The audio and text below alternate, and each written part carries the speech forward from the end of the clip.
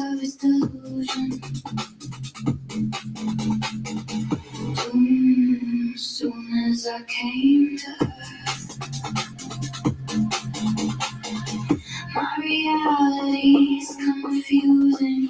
It's all just some kind of game, right? Delusions of grandeur are consuming. They're all the same. Maybe I'm just paranoid. Though they dwell in the deepest abyss of space, they inhabit the same place in my brain. And I said, they're coming for me. Though they dwell in the deepest abyss of space, they inhabit the same place in my brain. And I said, they're coming for me. You know they're coming for you. You know they're coming for you. You know they're coming for you. You know they're coming for you.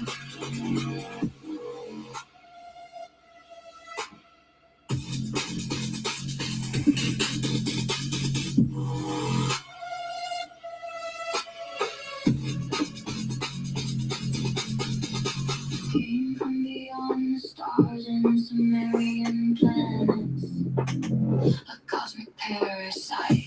Their claws, sharpened daggers, have entered my mind and act when they speak. I can't seem to leave. They're all just some kind of game. And you say the same thing, 'cause they're all the same. Maybe we're both paranoid. Though they dwell in the deepest abyss of space, they inhabit the same place in my brain. And I said, they're coming for me. Though they dwell in the deepest abyss of space, they inhabit the same place in my brain. And I said, they're coming for me. You know they're coming for you. You know they're coming for you. You know they're coming for you.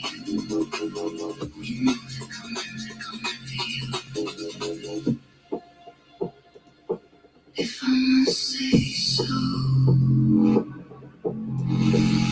I've been haunted and hunted by shadows.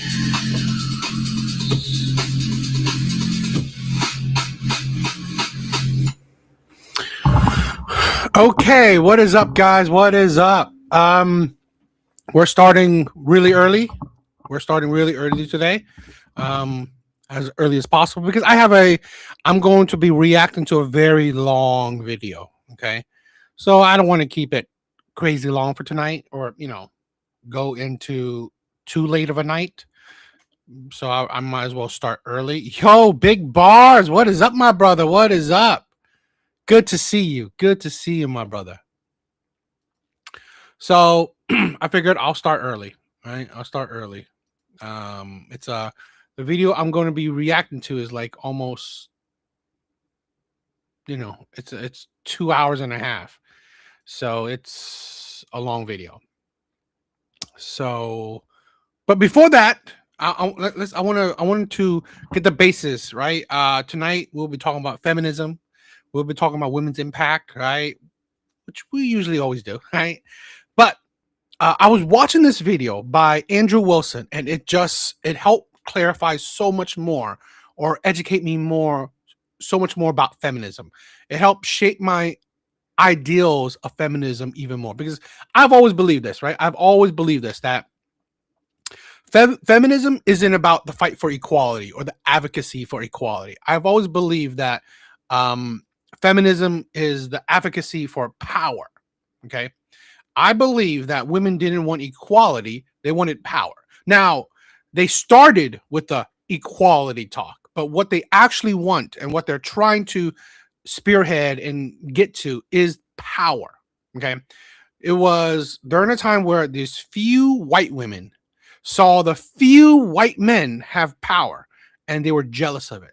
They wanted to be just like these white men, okay, that had power. The few white men that had power, they wanted to be in those positions as well. So this is why I believe feminism was established. Okay. I mean, and I believe men, right, the powerful men, right, indulge these delusional women because they knew that, okay, fine, I'm gonna let you try to garner power. But what I'm going to slowly show you is that what you're doing is actually helping help fatten the pockets of the rich, because now you have lower wages because there's more workforce, and because of the more workforce, there's more people to tax. So essentially, feminism was the start of an economic, crash in my opinion, right? Start of the downfall of our society economically. Okay, made taxes high, made everything, every product we have, whatever, outpace earnings. Because why do I need to pay you more when there's a woman that wants to take your spot, right? Why would I need to pay you more when there's a woman that wants to take your spot? Why? That's the thing. That's the thing where a lot of people don't realize that women pretty much help facilitate the rich, and they help destroy our society. So we'll be talking about that. This video, right, helped me really establish that viewpoint, or it just helped me get even a better view, right? So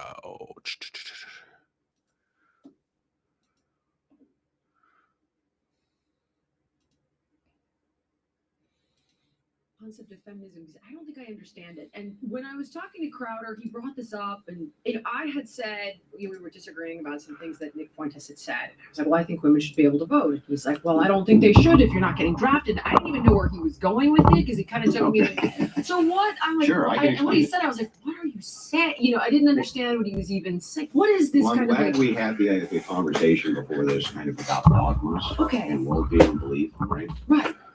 Feminism is a dogma. And it's a very religious dogma because it relies on the idea of egalitarianism and equity. And those are things we just grant ourselves. Like, people should have that because they should have that. I get it. But most people don't really have a grounding for why they think that. It's just kind of beat into them as part of the new Americana. Okay. Or what we would point at as the emergence of after the post-war consensus of World War II. But to explain this and express this in like really kind of simplistic terms for the audience and for you, it's really in the definition. So I think for a person like you probably define feminism as just being, women having equal rights to men. Yeah, kind of. That's what. Yeah. Is that not it though? That's not it. That's not it. And that's why this disconnect happens, and why I'm always in debates. Here's the thing, right? I will always use this. If women wanted equal rights to men, i.e., be treated the same as men, they would not be pushing for no-fault divorces. Because no-fault divorces, by looking at statistics, they benefit women. No-fault divorces benefit women. Divorces benefit women, because why is it alimony or child support or the splitting of assets usually benefit women more than it benefits men? Okay, our system, okay, does not benefit men comparatively as much as it benefits women. But women don't fight for that, right? Women don't want that equal. It's like, no, right? We should have fault-based divorce. We should have fault-based divorces. We should automatically the splitting of child support is null and void. It should be down the middle, custody 50-50. That's equality right there. That's equality. Women should be fighting for the court system to be automatically 50-50. That's equality. But women don't fight for that. Right? Women definitely fight for abortion rights, which in the sense that men have no reproductive rights. Men have no reproductive rights. Men have no legal choice to say, no, I don't want a child. Women, right? And now today, women have some rights in certain states to say, no, I don't want to have a child, and I can abort this child. Men can't say that I don't want this child and I don't want to pay for this child. No. If the courts get involved, you will have a warrant for your arrest. Now, yeah, you may not have to pay for it. I mean, you may not pay for it, right? You escape, but now you have to do shady shit, right? Now, because there's a warrant, there is a lien, whatever, right? There's a warrant for you. That's the thing. Big Bars, my brother. I love you. What up? I like you, man. Chilling, man. I like your topic tonight. Man. That's right. All right. Let's go. Let's continue. We should be clear on semantics of what words mean, because you could be saying that you're a feminist and you may not have the context for what actual feminism is. And so you just think, hey, I just want to have like the right to own property and not get by my husband. Right? And so that seems rational and reasonable, doesn't it? So I understand that. But here's what feminism actually is. Okay. Feminism is a movement towards egalitarianism by deconstructing the patriarchy. That's the key. What you're saying. Yeah. So you're saying by the fundamental deconstructing the emasculation patriarchy. of men. The idea I agree with you is completely. well, the idea here is there's an oppressor-oppressed class, that men are the oppressors of women. And since men are the oppressors of women, men need to be moved out of the oppressive roles of women, of what they do bad to women. I get it. So when it creates the oppressor class, it's pointing to the oppressor class, now men, and saying bad, right? Yep. And it's saying the oppressed, good. They're the ones who need liberation and things like this. And that's what it actually is, a deconstruction of patriarchal systems, because otherwise you can't have an oppressor. And so you probably, in actuality, aren't a feminist. If you I don't define myself that way actually at all, but Crowder was like, "Are you a feminist?" And I didn't even know I'm like, what does that mean? Because I didn't understand even how we got there, because there were certain things that I had taken umbrage with that Fuentes had said, and then he said, well, the reason I think he should, because I went and watched that, and maybe I can clarify something. Yeah, I mean, I like Steven Crowder a lot, actually. I don't know. I was like, I watch him all the time. I would consider him. I would consider Steve notch. I just never trusted a guy more than him in this industry. Yeah. But he, I understood where he was going with this. So what he's trying to show you is, if we have an oppressor-oppressed class, if we're looking at, the patriarchy is oppressing, right? And women are now the oppressed. The reason he's bringing up things like voting is he's saying he's challenging this dogma. Okay. Is it true that men and women are actually equal? And so from the Christian view, in my view, the answer is no. We're ontologically equal. So what that means is like, I think that you have the same value in the spirit of God as I do. But I don't think that men and women have the same material value or impact on the world. They have completely different impacts on the world. For instance, women are the only people who can give birth. Men can't do that. Okay, they can't. They can't. And so, since they're the only ones who could do that, you would think that you would structure society in such a way that it was the most conducive to women doing that, because they're the only ones who can. And you would think you would structure society towards men doing the things which only men can. Now, generally, you're going to find that in oil rigging and construction and these horrible jobs where the death rate. This is why this video, it enlightened me so profoundly. Okay. Because that is true. Men are not oppressing women. Okay. Men have created society to pretty much facilitate women, where in the sense that why men are forced, or men are put in the role to provide, is because men know that's their role. They need to provide for women so women can have their environment, so they can, create the family that, adds to our nation, adds to our world. This is why we're seeing the difference, right? We're seeing the difference now, where women have fought against that. Now we see high divorce rates, low marriage rates. We see low birth rates. Okay, we're seeing women having kids much later in life, 30 plus or in their 40s, which at the time is very risky to them and the child.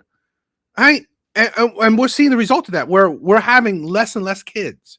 Okay, and I've seen a lot of videos of women regretting it. Oh my God, I always wanted to have kids, but you know what? Now I'm in my late 30s and my 40s. No man, right? Now it's like almost impossible, and you'll be lucky if you have one kid. Or a lot of these women having to go IVF or sperm donors to be single mothers. Great, we need more single mothers in this world, and that is the world that feminism are trying to create, which is essentially destroying our world, destroying our families.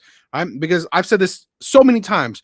There are a few studies out there that says South Korea will go extinct in the next 50 to 100 years because of the feminist track that they're going on, where low birth rate, high divorce rates, low marriage rates, and we're seeing that. How can a whole ethnic group go extinct because of feminism? And that's how my view is. What do you think, my brother?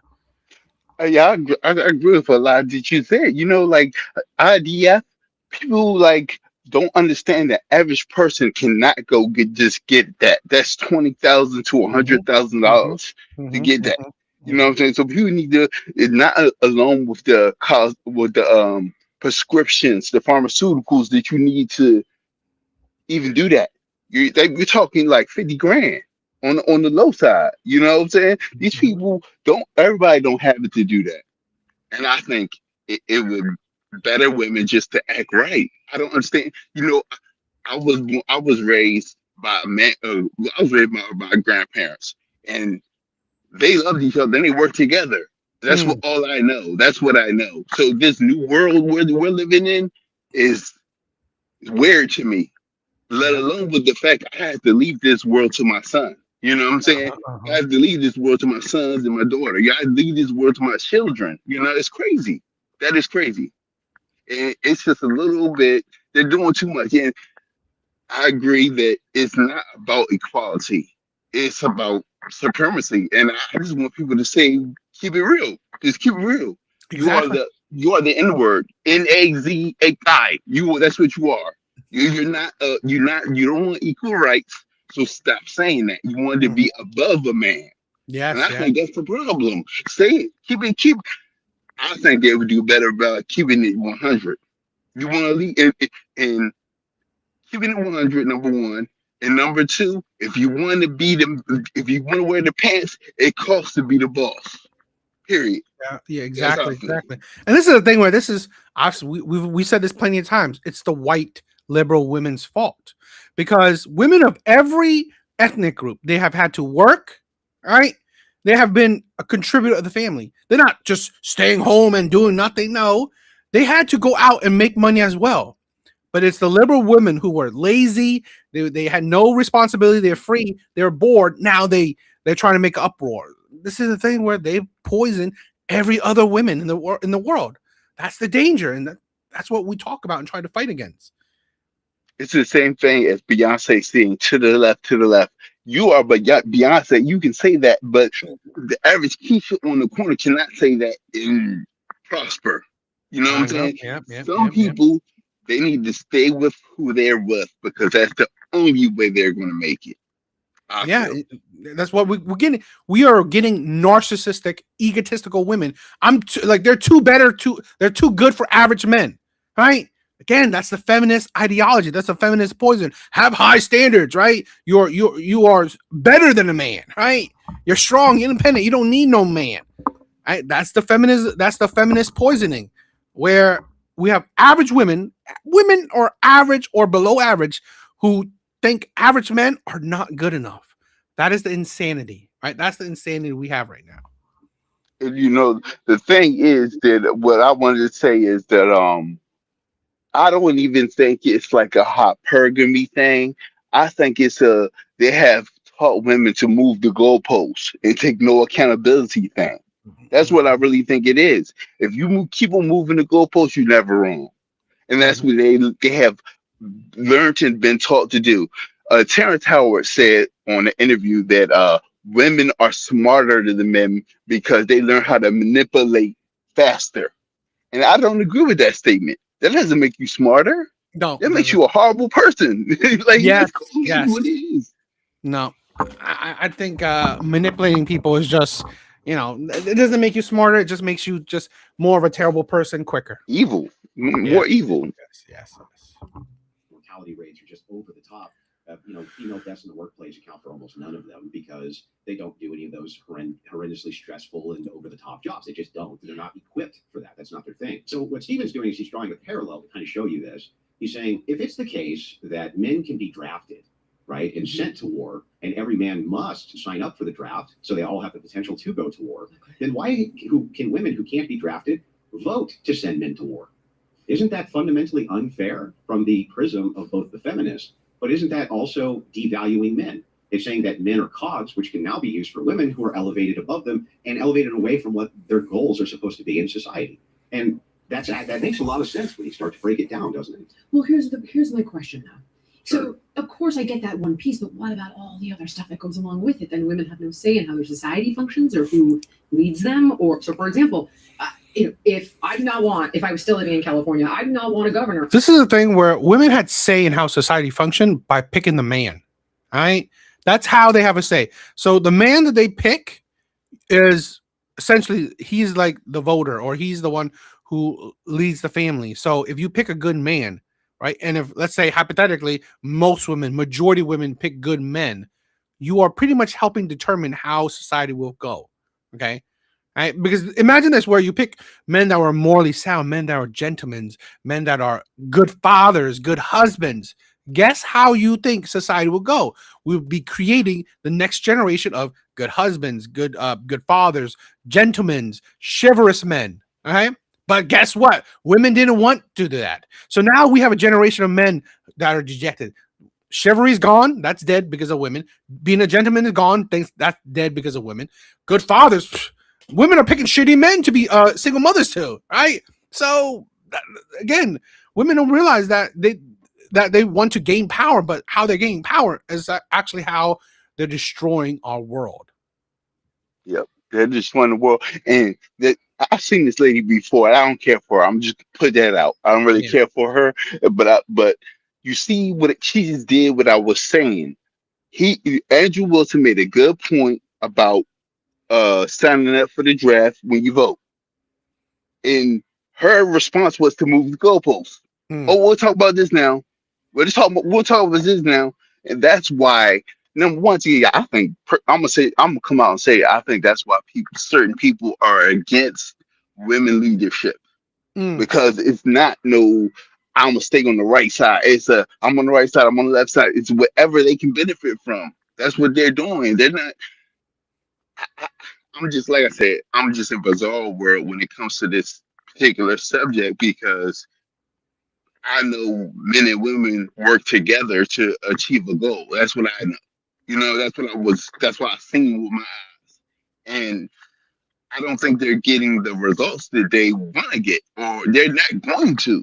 They're going to, like you said, they're going to destroy the society, and then they're really going to be in trouble because they're not equal to men. If they destroy this society, all the good men are going to be worried about protecting themselves, not women. Yeah, I mean, we're seeing that more and more now, right? We're seeing if men see women, I mean, like, how many times we see videos, and I've shown them plenty too, where women are in trouble or women need help with anything. Men are ignoring. Men are just walking away. And I'm sorry, that's not because of men. That's because of women. I've said this so many times. Men haven't changed. They adapt, right? It's women who have changed. Women change, so men just go along with it. They're just like, okay, fine. You're strong, independent. Okay, cool. I won't bother. You don't want me to hit on you. No cat calling. Stay away from you. Okay, good. We will stay away. We won't bother you. And then you're saying women like, oh, why aren't men getting up so I can get a seat in a bus or a train? Well, girl, you're strong, independent, right? You don't need any of that stuff. And we're seeing it, right? We're seeing like thing where, you know what? I'm not saying it's a good thing, but we're seeing men. If you lay a hand on a man, he's gonna strike back, because he doesn't see you as a woman. He sees you as an equal, right? That's the path that I believe. It's not because of men, it's because of women. So yeah. That replicates the policies of Gavin Newsom, right? I would want to vote on that. That would mean a lot to me, because Well, who do you think votes Democrat in California? I know, but all the more reason why you should want votes that go in the opposite direction. The point being, like, yes, I appreciate the draft component. But the problem is majority of women don't go to opposite direction.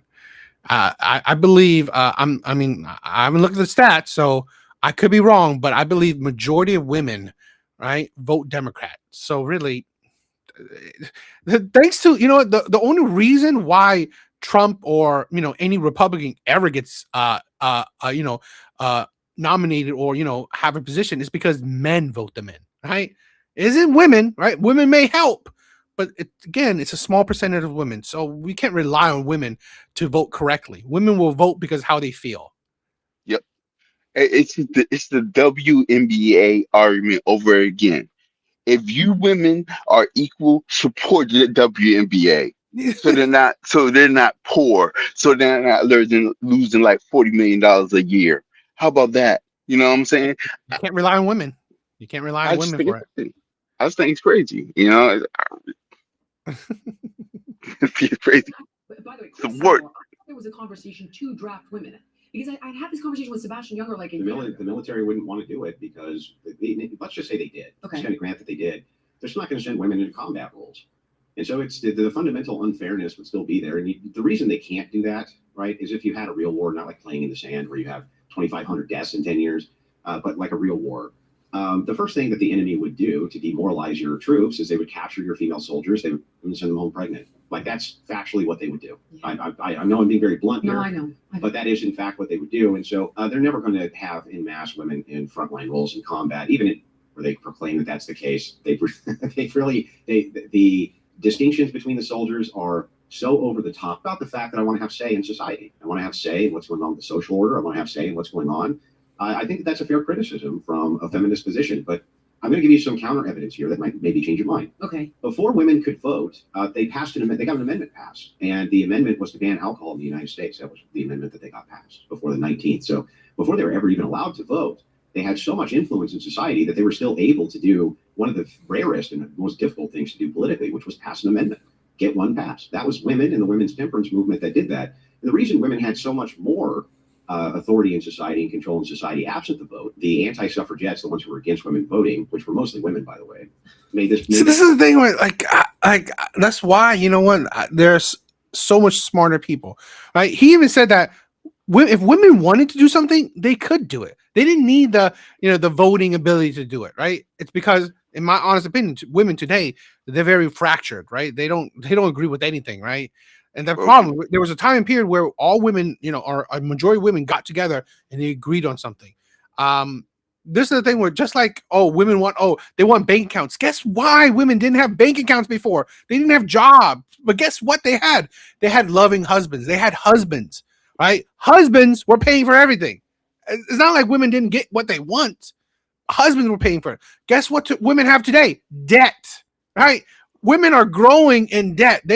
Women are outpacing men in debt. I believe in the next 10 years, women will 100% have more debt in everything, right? I think women are growing debt in colleges, in credit cards. So really great. That's what women want. That's the freedom of women want, debt. Right? That's the lie that society has told women. Yes, gain your freedom, right? Have equal rights. Now you have debt. Amazing. Now go back to in the debt. day, your husband had your debt, right? The husband had the debt. He had to bear the burden of the debt. Now, okay, now women are bearing the burden. It's like, this is the thing when women think, oh, women had no rights, women's lives were terrible. No, it wasn't. Right? Like we said in the beginning, right? Men created society so it can benefit women, but women just were greedy. That's the thing. Women were greedy. I'm gonna say something. You can't be number one, but be treated like number three. That's what children do. That's why people equate, and it's messed up. I don't necessarily. I won't see now. I agree with the statement, but in the past, I wouldn't agree with the statement that a lot of women are children. I wouldn't agree with that in the past, but now, yes. Because you don't get the power you don't get deciding power and get treated like a princess and do nothing. You don't get to be lazy and have a say, really. I'm sorry, like a lot of women don't want to hear it because it doesn't fit their narrative, but that's not how the world works. You don't get to sit in the back seat and control what lane the driver is going in. You don't. Either you drive or you sit in the back. That's I blame men because it's like you said, men in certain respects had made civilization safe for women and children. I don't blame them for that, but I blame them for not cutting it off. It's a point where enough is enough. Look, okay, you wanted this, you wanted that. Okay, you got this and you got that. Now that's all you're gonna get. I'm sorry. Yeah, You yeah, know, yeah. you gotta treat them like children. I'm sorry, and it's messed up. And that's why I'm not in a relationship because I don't want to treat nobody like a child. You know what I'm No, saying? yeah, exactly. I shouldn't have to do and say XYZ for her to move and do what she gotta do. She should be my see. I don't believe in partnership like these people Uh-huh. believe in partnership. You know what I'm saying? We all don't get equal vote and stuff. It's like if you want an equal vote, pay with your way. That's my thing. And I think just need to tell them that if you want this and that, you're gonna have to pay. Period. You're gonna have to pay. You want to be all this stuff, and so they're giving them this stuff, and it's destroying civilization, and it's destroying relationships between people instead of just telling them you're tripping. You're tripping. Somebody, certain people won't listen to their mate. They will only listen to a higher figure, most likely white figure, and that's what it is. And that's what's messed up to me. It's like you want to hold on to the patriarchy when it benefits you, but then get rid of it when it doesn't. That's a child. That's what a child does. I agree. I agree. Point pretty precisely. They said, well, we have the moral high ground. So we're looked to as the moral figures of society. We're the matrons of society. Even bad men love their mamas, right? And when we say that there's something here that's going on that's morally deviant or you need to morally stray away from or things like this, society really stops and listens because we're not cogs in the political wheel. And they really have that sort of authority. So I would argue that women actually pre-universal suffrage had a much larger say over how society looked and how it was shaped and their influence in it than they do now that they're just considered a voting bloc to be pandered to. So that would be my argument back. Most wallets still plug into the same system in your app store. It's now to our own detriment because we're feminizing kids in school. You've got this very female sort of ideology. Corolla talks about it, about how we don't let boys be boys, we don't let men be men. So I would almost suggest that we have too much influence socially, and you're even making a case. So wouldn't we lessen that through lessening voting privileges for? No, I think we would lessen that. No, I would say, but we're not voting on these things. This is like an ideology. We're not voting on how we're teaching our kids in schools or what we are. But we do. There's a gender divide in voting, massive, sex gender divide, not gender the way progressives use it. I'm just using interchangeably with sex here. But there's a divide between how men and women vote, and women overwhelmingly vote left, and men don't. And so the thing is it's because we see the prism of the world differently. Okay. When you think about how early America was structured, nobody was allowed to vote except stakeholders inside of the United States. They didn't let anybody vote. They didn't care if it's man or woman. And men only got the right to vote universally shortly before women did. It's not like they were always able to. Most men could never vote either. The idea here that the founders had was that inside of this nation, they did not trust the electorate to make great decisions. The states were the ones who sent up the elected officials, not the people. That was never how it was designed to work inside the republic anyway. So what's happened with the expansion of voting rights and universal suffrage is you've given complete morons now the ability to have a say over your life. And like, let me give you an example of this. Why should an 18-year-old be able to negate your vote? Why?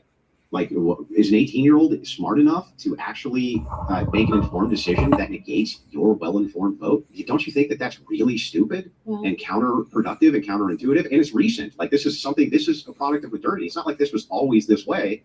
It's only been recently this way. Why do we even bother? That's the dumbest thing I've ever heard in my life. Why wouldn't you at least wait until a person was in their 30s to vote, or they had some stake in society, male or female, before they were allowed to even cast a vote? Why does this idea that everybody, just because they're alive, needs to have a say in everything? We don't run society that way with anything else. For instance, you're a person who knows a lot about fitness. I know a lot about eating, but I don't know a lot about fitness. Okay, but what I can tell you is that if I went in to wherever you were giving a class on fitness and I decided to weigh in on whatever that was, why would I be taken seriously? Right? I'm not informed enough to be going in and trying to tell you what's what in that capacity. That's not. This is one of those things which is so dogmatic in people, they don't even know why. And it's just because you were raised that way. You're raised to think everybody should have a say. Because you're alive, you should have a say. But when you really start reducing it, it makes less and less sense that everyone has a say. In fact, most people probably shouldn't have a say. I hear you on this one, but okay, so if I'm that 18-year-old kid, then I'm looking back at you, well, I'm the one they're drafting, so I get a say. Okay. If you're male. Okay, so if you say 18-year-old Bill, but as a woman, if you then say, okay, well, you guys might be the ones going into combat, but we're the ones having babies, and we're the ones raising children in this world, so... They're not. That's the stupidity. This is the thing where I agree with Andrew, right? I mean, like, I'm sorry, I don't even vote because, to be honest, I'm not informed, right? So I don't. I mean, like, that sometimes when I do listen to these politicians, they say a whole lot of shit that means a whole lot of nothing. So I don't even vote. I don't care for either side. So I don't even vote for either side because they're not going to do anything for me. They're not going to help me. They're not going to care about me. So I don't care, right? Whatever a Republican goes up there, a Democrat goes up there, they're going to treat me like shit anyway. So I don't care. But exactly that, right? Women don't even, there has been studies show that women don't even vote on policies, right? They vote on feelings. If you can make women feel good, they will vote for you. That is it. Right. And here's the thing where this is the insanity. This is woman brings up child. Oh, you know what? 18 women aren't. Less and less women are having children today. So really, your one argument is invalid because women aren't even doing that. Right. So you can't say women are having kids, women being mothers. No, they're not. Like I said, birth rates are down, marriages are down, divorces are high. So women don't even have that, right, as their ammo, right, as the bullet in their gun to use, because they're not even doing that. So really, why would you have a right to vote, or why would you even vote? Because, you know, like I said, I could understand men doing it, even 18-year-old men, because yes, it could be their life on the line if, you know, that kind of draft kind of thing happens. You know, the crazy thing is when the when the PC culture started to come in, I Mm-hmm. had a feeling in the back of my mind we were done for. Because Yeah. everybody don't get a trophy. That is not Oh excellence. God. Everybody doesn't get a trophy. Everybody see this is the problem, and I go through this because I talk, I talk to people and stuff, and the problem is everybody's opinion don't matter. I'm Mm-hmm. sorry. People don't want to hear the harsh truths that has kept humanity safe for thousands of years. And that is the harsh reality that if you don't know nothing, you need to be shutting up. Mm-hmm. Don't get involved in the stuff when you clearly have everybody's opinion don't matter. You know what I'm saying? And usually you can tell within it's two things these people do. They talk for a long time, and you be like, by the time they're done talking, you're like, I don't even remember what I was going to say. And then number two, they do what she was doing at the beginning, cutting him off, cutting him off, cutting him off. That's my pet peeve. If we're going to have a conversation, let's have a conversation. That Mm-hmm. means I talk, you talk. I Mm-hmm. talk, you talk. Stop Yeah. cutting me off. I'm not even getting to get to my point because you're cutting me off before I even get to my point. And you think I'm to the point now where I believe these people know what they're doing. Mm-hmm. A lot of Mm-hmm. them know what they're doing. They know that if I keep on moving the goalposts, I don't lose. I win. And that's the game they're playing. They're playing the game of I win, and the people who are above, they're like, yeah, you win, and you're sending my kid to college. That's what's going on. And it said to me that women want to claim to be so much smarter than men, but they fall for the easiest joke. They just fall for this crap all the time. Oh, when you're feelings based, you're gonna lose. My old head told me that a long time ago. If you're feelings based, if you can't control your ego, you're gonna lose, and it's places for you in the cemetery or in jail. That's what I was taught coming up. If you don't have accountability, and if you, I don't know, man. It's a little crazy to me. When you look at the stuff that's going on, it's a little crazy Mm-hmm. Mm-hmm. Mm-hmm. We should have a say. Like, if we play this game of tit for tat, well, you do this, oh yeah, well, I only do that. So then I only get a right to say what happens with kids. That, like, I just don't know where that goes. And then the problem is that voting is Well, I can tell you where it goes. okay, because voting isn't so- specific though. It's not like just fitness. It's not narrow. It's broad. It's everything. Yeah, that makes it worse. The fact that you let 18-year-olds have more of a say over things that they definitely don't know anything about. Like, for instance, don't you think there's something fundamentally unfair about the fact that inside of a locality, people can go and vote let's say there's more renters in an area than there are owners, that the renters can go and up the property taxes of the owners, thus exempting themselves from the tax that then they get the windfall of, right? This is not the way that we were supposed to set this nation up. We're not supposed to set the nation up as a small conglomeration of voting blocks who are all in an infinite war with each other over power. That's what universal suffrage did. It was a terrible idea for men and women, by the way. I don't think that either of them should just have some universal right to vote. That's silly. And if you're going to structure society, right now in the United States, our birth rate's in the toilet. The reason we have a mass migration problem is because we can't reproduce ourselves. What we do is we take women in their childbearing years, that's going to be their 20s, and tell them to go to college. Well, what they do is they waste all of their childbearing years, usually up until 27, 28, going through school and then establishing a career. They don't even have their first child until 29, 30, 31, 32. Well, if you're going to have a good rebound from childbirth, if you do it at 22, as you probably know, it's a lot easier for women than if they do it at 32 or 35. They rebound much quicker. They can have many more children. They can family dynamic. What I'm looking at is the overage of what's good for society in general. You can have the kids. We can't. But we can do the wars, and you can't. We can do the protection. You can't. Women have an elevation of privilege inside society that men don't have. When the Titanic goes down, you get the lifeboats, and so do the kids. We go down with the ship. Men are set as the expendable fixture in society, and women the privilege. But you can't ask for the privilege and then not reciprocate that men have the authority. And so the idea is who has the authority. You can have either privilege or authority, but you can't have both. Okay. So Women want both. Right? That is the thing. Women want you to get up. If you're on a bus, get up and give them a seat. And also, right, respect them and not holler at them, not try to hit on them, not try to tell them what to do, whatever, right? Women want the privilege, okay? Women want both. And that's the insanity of modern day women, okay? That is the insanity. Yeah, they want both, and you can't have both. You could have both, but not at the same time. You can't have it all at the same time. If you want a family in your 20s, start a family. By the time your children go to school, then be about your career. Yeah. If that's what you want to do. That's what you want to do. Yeah. Be smart. Hey, Andrew said something that I wanted to speak on, but I forgot. Sorry, my bad. I forgot. Okay. It's just crazy, but you can't have both at the same time, man. That's his life. That's reality, and I think that's the problem. Women, we have made it to where women don't live in reality. Not all, but some don't live in reality. I And think you a good can't. amount. Definitely. Yeah, yes, I think a good amount also.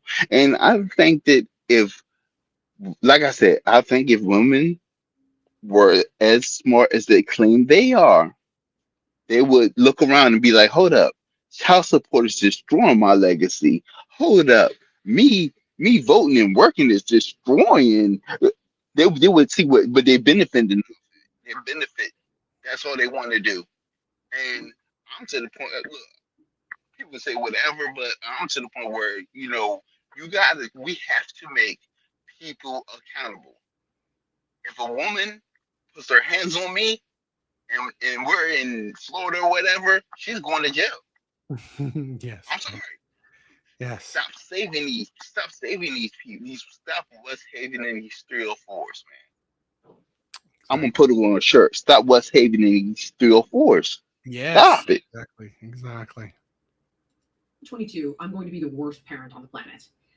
What? Well, I mean, I would have been. Why? Oh my God, I was just complete. We're saying 18-year-olds can't vote. We want them 4 years later to raise a kid. I certainly didn't have the mental capacity. Well, I mean, that's 4 years. If you raise the voting age to like 24 or 25, that would be a lot better. I don't know. My Sure. mom had me at 25. I think, listen, I'm glad to be alive, but I definitely think I could have benefited from a little more maturity there. I would question. I get what you're saying from a biological perspective. From a psychological perspective, I think there's a lot more maturity that comes along with a little bit of age. I wonder, where the sweet spot is, and everybody's ready for kids at a different time. Yeah, but I mean, do you want people to have to raise kids in their 50s and 60s? What if you Like, did? think about how silly that is. Like, why wouldn't you want people? Like, for me, I had my children young. Okay, I'm gonna be done. Right, like I'm gonna be done in my early 40s. I'm gonna go travel, go do this, go do that, go do whatever I want. And it's like, look, the truth is that children, for one thing, they're good for parents. They help with that maturation process. They don't take away from it. They assist with it. They assist with the responsibility process. They help with all of those things. Also, it's actually, in many cases, I would argue, good to have youthful parents. They can chase you around. They can help you with this. They can help you with that. The one downside now is that they don't have as many resources, which is why there's more age gap relationships going on, which I don't have a big issue with. But I'm just pointing out that that seems backwards to me. It seems like if you want to structure society, you want to structure society around having the most amount of children for your nation. That's going to drastically increase your tax base. It's going to increase patriotism. It's going to increase the wholesome American family unit, which is the backbone of American society. It's going to do all these things that you want to do to help fix these issues. And yet, for some reason, it's generally, progressives are very resistant to this. And I think it's because indoctrination towards the youth through the school system is why you see so many women vote left. The institutions are completely indoctrinated with left-wing think tanks. And so why wouldn't they encourage all women to go to college? That's where they're going to be able to get their best voting bloc. Okay. See, that's the insanity of it. That's the insanity of it. That's the thing where, I believe this is the danger, right? Where they want to, there's the propaganda, right? They want you, just like why they want illegal immigrants here. What are all that stuff? It's the voting, right? They want these people so they can vote for the shit. And they don't care about you. They don't give a shit about you at all. They just want you to vote. This is why My thing is dangerous. I'm sorry. My thing is that age does not equate maturity. When I was 21, I was a piece of work. Okay. I had my first daughter when I was like 21, 22. She saved my life. I was like, I have to be here for her. She saved my life. Age doesn't equate to maturity.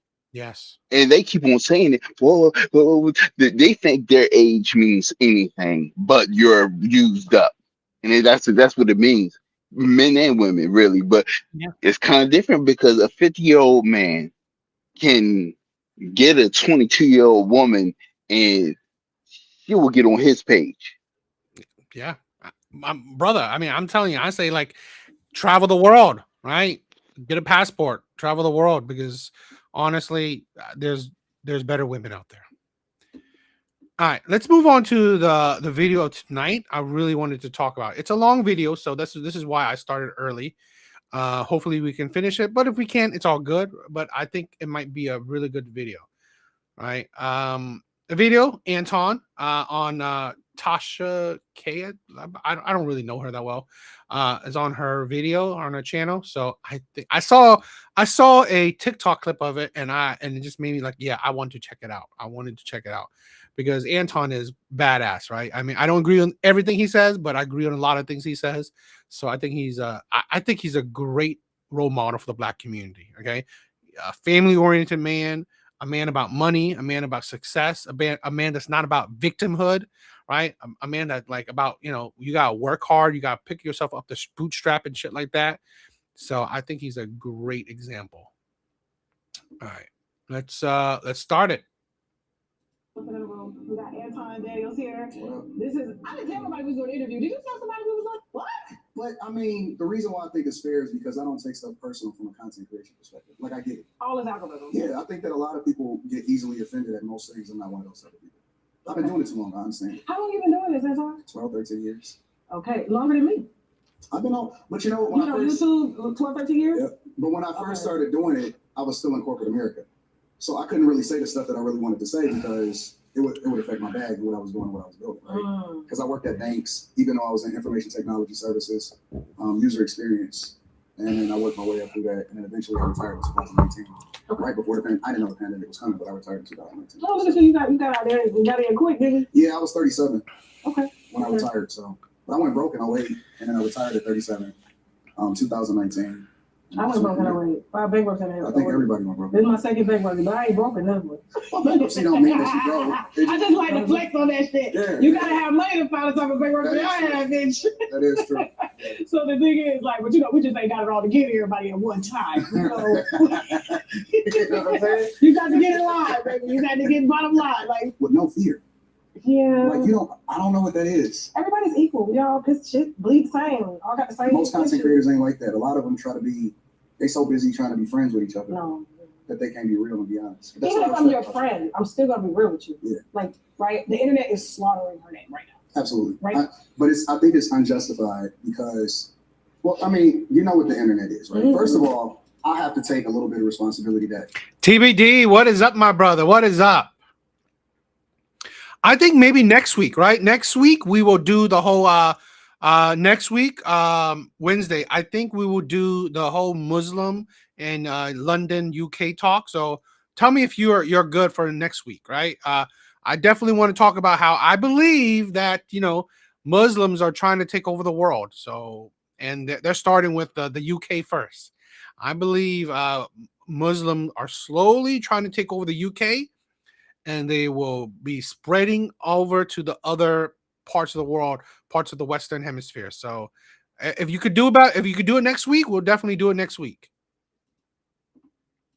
Because I'm infamous right now, and it's for a lot of different reasons.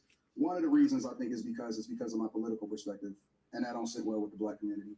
Are you a Trumper? Absolutely. Absolutely. I'm Republican, conservative to my heart. Okay. And I think that I helped swing the election in Michigan. Okay. And because I'm an equal accountability smoke giver, people don't like that. They don't like it when I speak on the degeneracy of the culture. They don't like it when I talk about that. So, I got a lot of people with bullseyes on me, and that's cool. I'm with that. I mean, but when I say the headlines, I really didn't see any smoke with you until the Corey Holcomb situation blew up. Yeah, naturally. And the reason I reached out is because I like the way that you handled him. You called him bluff on his own show, and he didn't meet you at the back door. I don't think that Corey Holcomb has been selling an image for a long time. A very, very long time. And even to the point to where he had threatened women, he had threatened people. But see, that's one of the reasons. Say that again. He will. He had threatened women, he had threatened a lot of different people. Okay. But see, the thing about me is that I come from two different types of backgrounds, right? I was raised in Detroit, Michigan, which is a largely, overwhelmingly Black city. It's one of the blackest cities in the United States of America.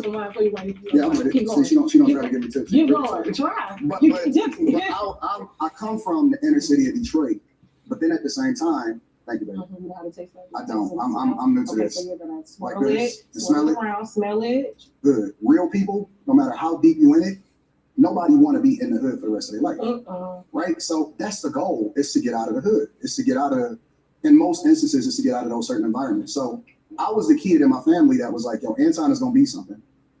We got to make sure that we protect him. We got to make sure he don't get caught up in the nonsense. So even when I was in middle school, when I started getting caught up, my parents sent me to private school for 7th and 8th grade. And then I went back to public school in high school and I went to Cass Tech. So it's one of the most prominent schools in Detroit, public schools. So I come from an environment where you fight if you have to, but that's not something that you look for. You know what I'm saying? So when I pulled up to his show, first of all, I talked to him on the phone. Well, let me back up a little bit. He had been asking me to come on the show for a long time, like more than a month and a half, 2 months before I even got in contact with him. Okay. So I sent him a DM and then I sent him a super chat and I was like, hey, I'm gonna be over on the West Coast. Let's go ahead and do it again because I prefer to do it in person. I don't want to do live streams. So he hit me up through some mutual people that we know together. And he was like, let's do it. I know we got opposing views. I hope you're not recording this phone call. All of this. Well, because he was throwing certain people under the bus, right? Right. So he threw Dave Chappelle under the bus. Tommy Sotomayor, he told me that no one ever mess with him because he's a snake. So he's telling me all of this stuff, right? And of course I didn't record it because I don't record phone calls. I think that's female behavior. But he was like, yo, we don't have a dynamic show because we on completely different views and we might clash. I'm like, okay, that's cool. So I get out there and Mika, she was supposed to be signing to me, right? She was supposed to be signing to me as a content creator because we create content on one of my channels. I help her out or whatever. And so I was supposed to be, she's one of my people. I'm starting a new company and all of that. So I told her, I said, listen, I was supposed to do No Jumper and I was supposed to do the Corey Holcomb. That's why I was on the West Coast. I was gonna knock them out at the same time. So I told her, I said, listen, I'm gonna bring you out and hopefully I'm gonna get you some visibility. And then that'll help you, get your platform more visibility. And that way you won't just depend on me. You'll be able to jump off on your own, right? So I brought her off. Adam, 22, he wound up not being able to do it. I guess he had a fight, his boxing match or whatever. So he said, yo, let's reschedule. And then we was gonna do the Corey Holcomb thing. So they gave me a time, got out there on time. Actually, I was a little bit early. I was like 5 minutes early. He shows up a half hour, 45 minutes later to his own thing. In the meantime, I have an opportunity to see everything, kick it with Darlene, kick it with everybody that's on the show. I tell Mika, I say, listen, I'm gonna talk to Corey, which that's my fault, right? Because I talked to his people and they was like, well, we don't talk to Corey and ask him if she could be visible on the platform since he asked you to be here. And I'm like, all right, cool. Let's just come out here. Let's just chill. Mika flew out the day before because I was already out in LA. So she came out the day before because No Jumper got canceled. So it wasn't no point in her being out there. And, I asked Corey beforehand. I'm like, yo, is it cool that she be on the platform? And he was like, we'll see, whatever, so on and so forth. But either way, I was gonna respect his opinion because it's his platform and I'm a guest on his platform. So I told Mika, I said, yo, just chill. I had, security there, whatever, just chill. If it happened, if it don't, it don't. Sometimes you take risks, sometimes it work out, sometimes it don't. So he was like, cool, I ain't tripping about it. And then everything played out the way that it played out. So you feel like but I think he a hoe for that though. You didn't feel like he set you up for views? Well, he thought that's the reason why I gave you the backstory of where I was from is because he thinks that just because I'm a family man. I don't have no children out of wedlock. I advocate for people to do the right thing. You know what I'm saying? All that type of stuff. He took it for weakness. And so a lot of people don't even realize, if you go back and replay it, he disrespected me first. He said, yo, you kiss white people ass, or you kiss the ass of white men. And then that's when it jumped off. And that's when I was like, oh, you sucking black people in.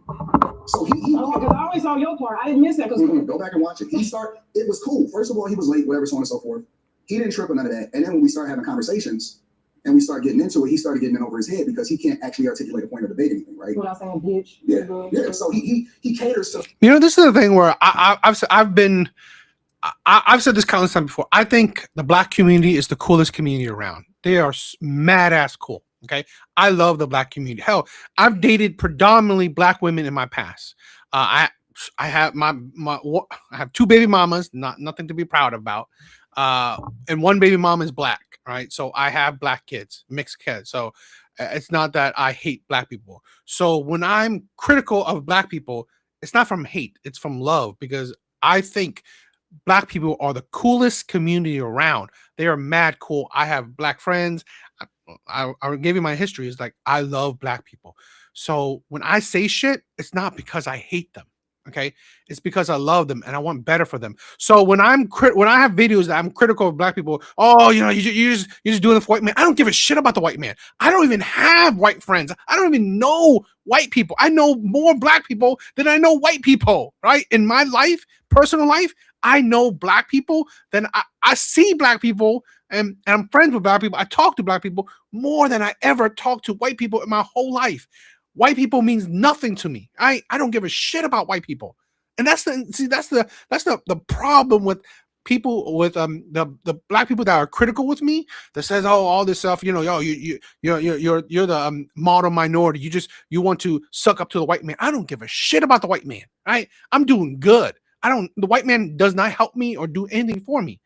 My thing is that I want better for the black community, right? I don't want to see, the victimhood. Oh, it's racism, this, slavery, that. That's why I can't succeed.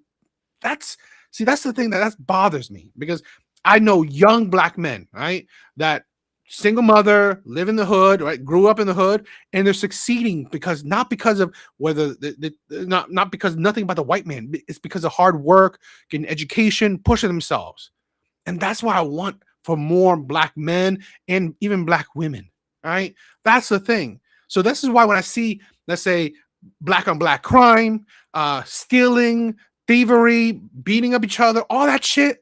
So I'm going to talk about this shit, because that's the problem. That's the detriment. That's what hurting a community that I honestly love. Right? I honestly love the black community. When I was growing up, going to high school, I didn't even hang out with Asian people because I thought they were too cliquey.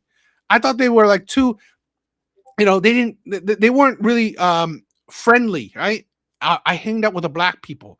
I hang out with black kids. I had black best friends because honestly, they were more welcoming. That's why I love the black people. And so when I hear black mothers come crying to me because they got shot, and guess who got shot? Them, not the police, another black man, right? Or when they got hooked on drugs or any of that shit. That's when I'm like, I want to have a voice and say something to hopefully, stir a different kind of conversation where we need to stop thinking about the white man and think about the actual problems in the black community, in the minority community. This is another thing where I hate how the left is doing, right? They constantly think about, oh, it's racism. No, it's not racism. In today's day and age, racism isn't stopping you from succeeding. It is you. I agree. Racism is really not the problem anymore. Um, Anton Daniels, I like him. About 80% of what he says, I think is okay. About 10%, I think he's deluded in some way, but another 10%, I think he's kind of kowtowing. You know what I'm saying? See, and I think in that there's a problem with people like him that is detrimental, because their ideology probably is correct, but they're I'm so much, he's so nose in the air. I'm sorry, he's a persona to me. I wonder how he really is. I wonder how he really is, because I don't think the way he portrays himself It's the way he actually is. Because you know what? If he acted the way he acted, either it doesn't matter what race, he would not be here if he acted like he acted all the time. I'm sorry, he would. Regardless if he says that certain things I couldn't say because I was in the I was, in the corporate. Regardless of what you say, if this wasn't a persona, you have a black eye like every week. Let's keep it 100. Let's say what it is. Let's keep it 100. You would. You're not. In America, I think we have a problem of American arrogance. Everybody wants to be right. Nobody's ever wrong. And that's the stupidest thing ever. And what you were saying about the black community, as long as you run from personal accountability, you're not going to grow. You're dying. If you're not growing and changing, you're dying slowly. That's what people need to realize, I agree. The lowest common denominator of people that don't know anything. So I don't think he knew what he was getting himself into. And when it started getting over his head, and then he started getting disrespectful, that's when I had to, I'm okay, let's get disrespectful then. Is that what we're doing? Then he let's move the chairs. He made Darlene get out of the chair. He gonna come up, which from where I'm from, we not about to, I don't care about none of that. Like either you gonna do something or you're not. So the minute that he got out of the chair and he sat down, I'm like, oh, you pump Kool-Aid. He's not really like that. All of that, I'm from Chicago and he's just a comedian. He a tough down camera, but he's not real in real life. You know what I'm saying? And when you say, and so we going back and forth. And my biggest thing was YouTube don't like fighting. So I still respect his platform. I told him, I said, I'm gonna respect your platform. Even in the midst of all of it, I said, I'm gonna respect your platform. Because he can get demonetized, he can get his platform removed. Because y'all were live. Yeah, it was live. It was in real time. And so after he kept on barking, I'm like, well, listen, we can just go all back. This don't have to be. You got up so fast, put the chair back in. It was like, let's. And you know what he did? He turned around and sat down. He sat down. Oh, no, I ain't. So at the end of the day, and it's not even about, for me, where I'm from, it's not about winning and losing. Mm-hmm. It's about if that's what you really want to do, then we can shoot a fair one. At the end of the day, we ain't got to do it in front of no cameras. All of this internet talking, all of that, we ain't got to do none of that. We can just go out back and figure it out. And the fade is still available if he wants it. But that's honestly not true. Can we get the boxing match That's in Miami? If he wants to get his diabetic ass out here, and that's on everything. All of this talking on the internet, we know he cracked jokes because that's a defense mechanism. Corey Holcomb is see, people don't have it. But I whatever it is that he put up, it goes against everything that you stand for. Being able to pay your equal share, you're an upstanding citizen, you pay your taxes. I don't know why. You ain't got no child support. He couldn't even pay his baby mama. He got on the internet and started calling the baby mama and the daughter bitches and telling them they need to get their life together over a $150 increase in child support. I didn't know that. Which made it $20. Did you listen to the audio? I listened to it, but see, that was after the incident had already happened. Bro. I went and did some research, right? But I didn't know that he was completely disrespectful towards his own people, his own children. And that was my one miscalculation because, well, first of all, got nothing to lose. Well, let me rewind it for you, Tasha. So then he knows that Mika is there in order to try to, get some visibility for the platform and all of that stuff. What are you trying to do with Mika? Oh, he ain't trying to do. He can't stop. But it's funny because my wife and Mika is cool. They friends in real life.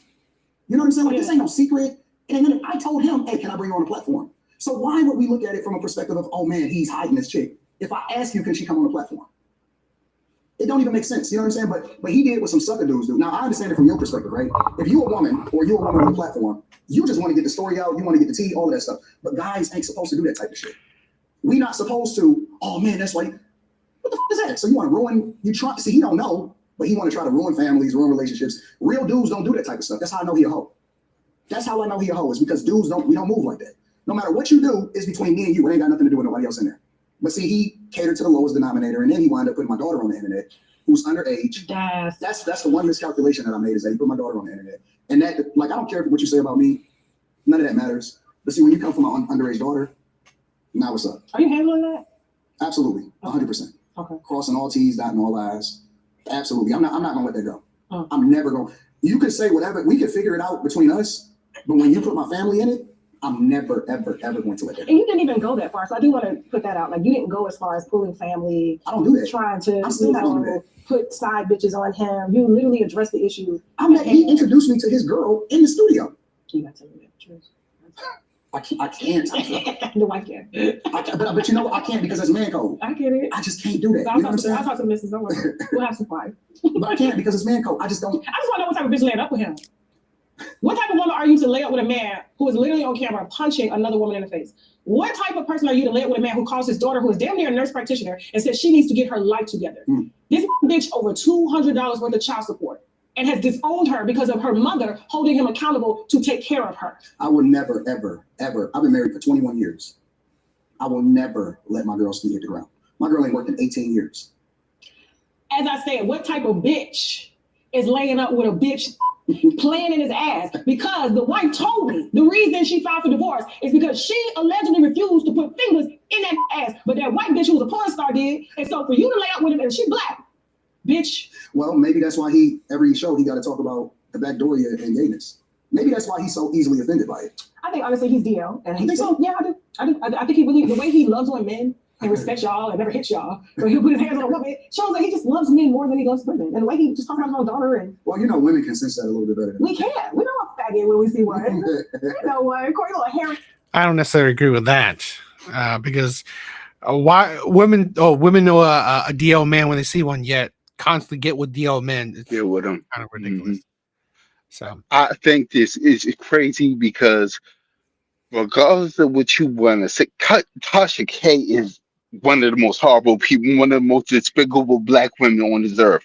I don't care for her much. I don't care for her very much, but it's certain things you don't. Now, Anton, I can understand a little bit more because Corey put his daughter on it. Yeah. Agree. I can understand that. You do that to me, I got smoke for you. You know what I'm saying? But Tasha K, you're unbecoming. And see, that's what women, just going back to the other video we was watching, that's what women don't understand. If you can't control your ego, if you get caught in your feelings and you can't shut up, that is a problem. And that's why I see in Tasha K. And let's keep it 100. I think that's a person. I think that's a persona also. You know what I'm saying? Because Yeah, that's why I don't just 100% trust people who's online, because I mean when you're a certain at a certain peak in your career, you gotta toe the line. So you gotta be a certain type of person. Right. So this is why I don't mind, if I'm small, I'm small, but I want to be who I want to be. So that's why, yeah, I want to be able to say the truth.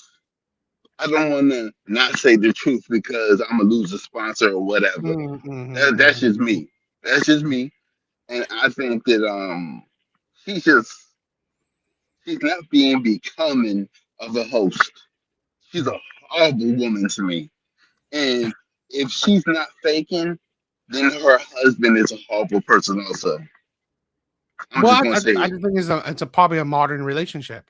I don't think it's like the partnership, right? He's definitely not leading a relationship, so it's just how the modern is, right? I mean, and you gotta think about this. I believe that she's the one who's making the money in that relationship, so you gotta understand the dynamic, right? When women make the money, they control the relationship. But look, if you're in a relationship with a woman and she's making the money, but she's a horrible person, I mean, I can't. I can't. Yeah, I mean, yeah, I agree. I mean, Right is right and wrong is wrong to me. but And certain see, men I think that's wrong. can throw away their principles, their morals, their masculinity for that money. So what can you say? I just think it's very sad that we was raising families. We was raising a family of 6 over one person's income. You know what I'm saying? And now we put money to such a high level that I was talking to somebody and I said this the other day that most women don't understand. If you want a millionaire, a ready-made millionaire, you're going to do what he says. He's not dealing with your crap. He's not going to deal with your crap. He and it's kind of messed up, but really, it's the truth. He really actually kind of don't care what you think. You take this money and you do what you take this money and you get your hair done. That's it. That's the terms of your relationship, actually. And as long as you want money and ready-made men, you're going to be a concubine. You're not going to be the head first lady.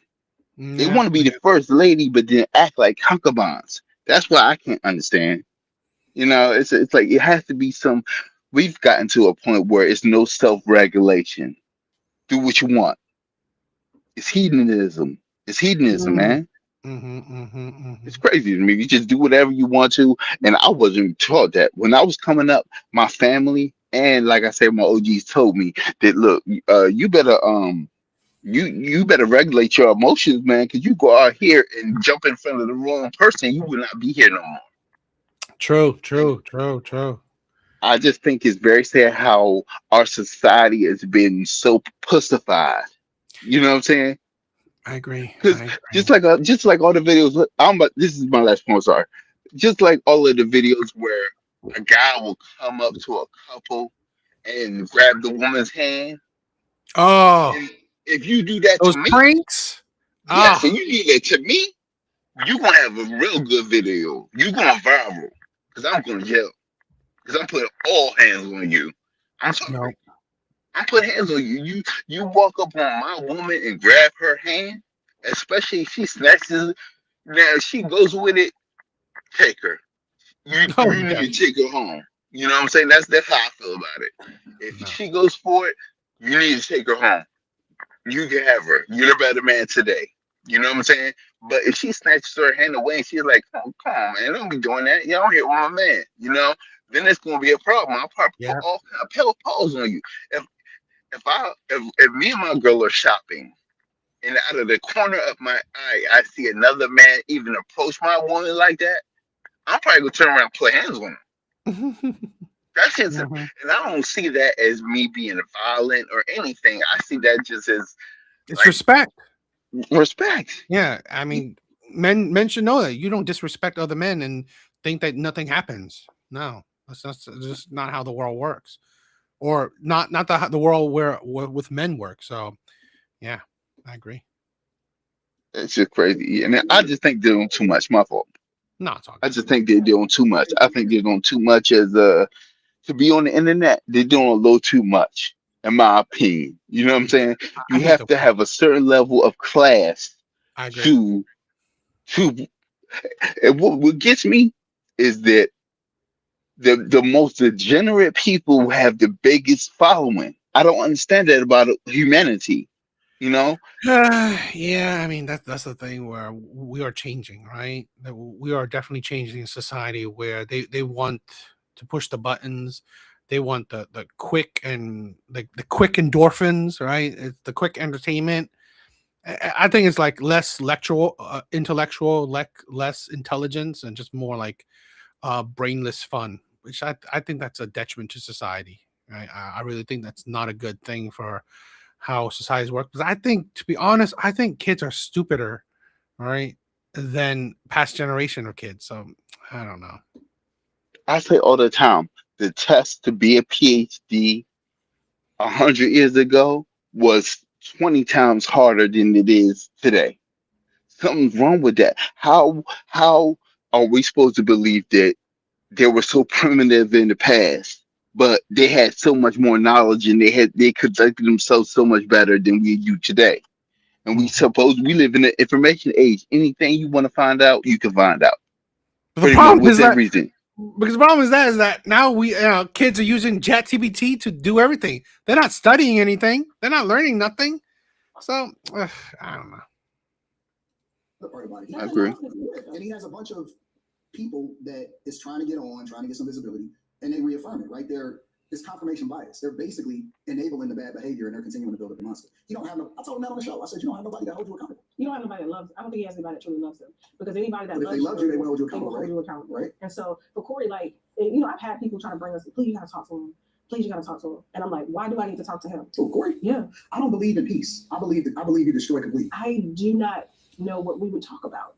I believe that there's certain. This is the part. He gotta run my husband a favor first, because Oh, you know. of all the shit he said. So like, if you apologize to him, like I told Whack 100, and Whack 100 issued that apology, but I still didn't ran the platform when he asked and wanted to pay me to sit down.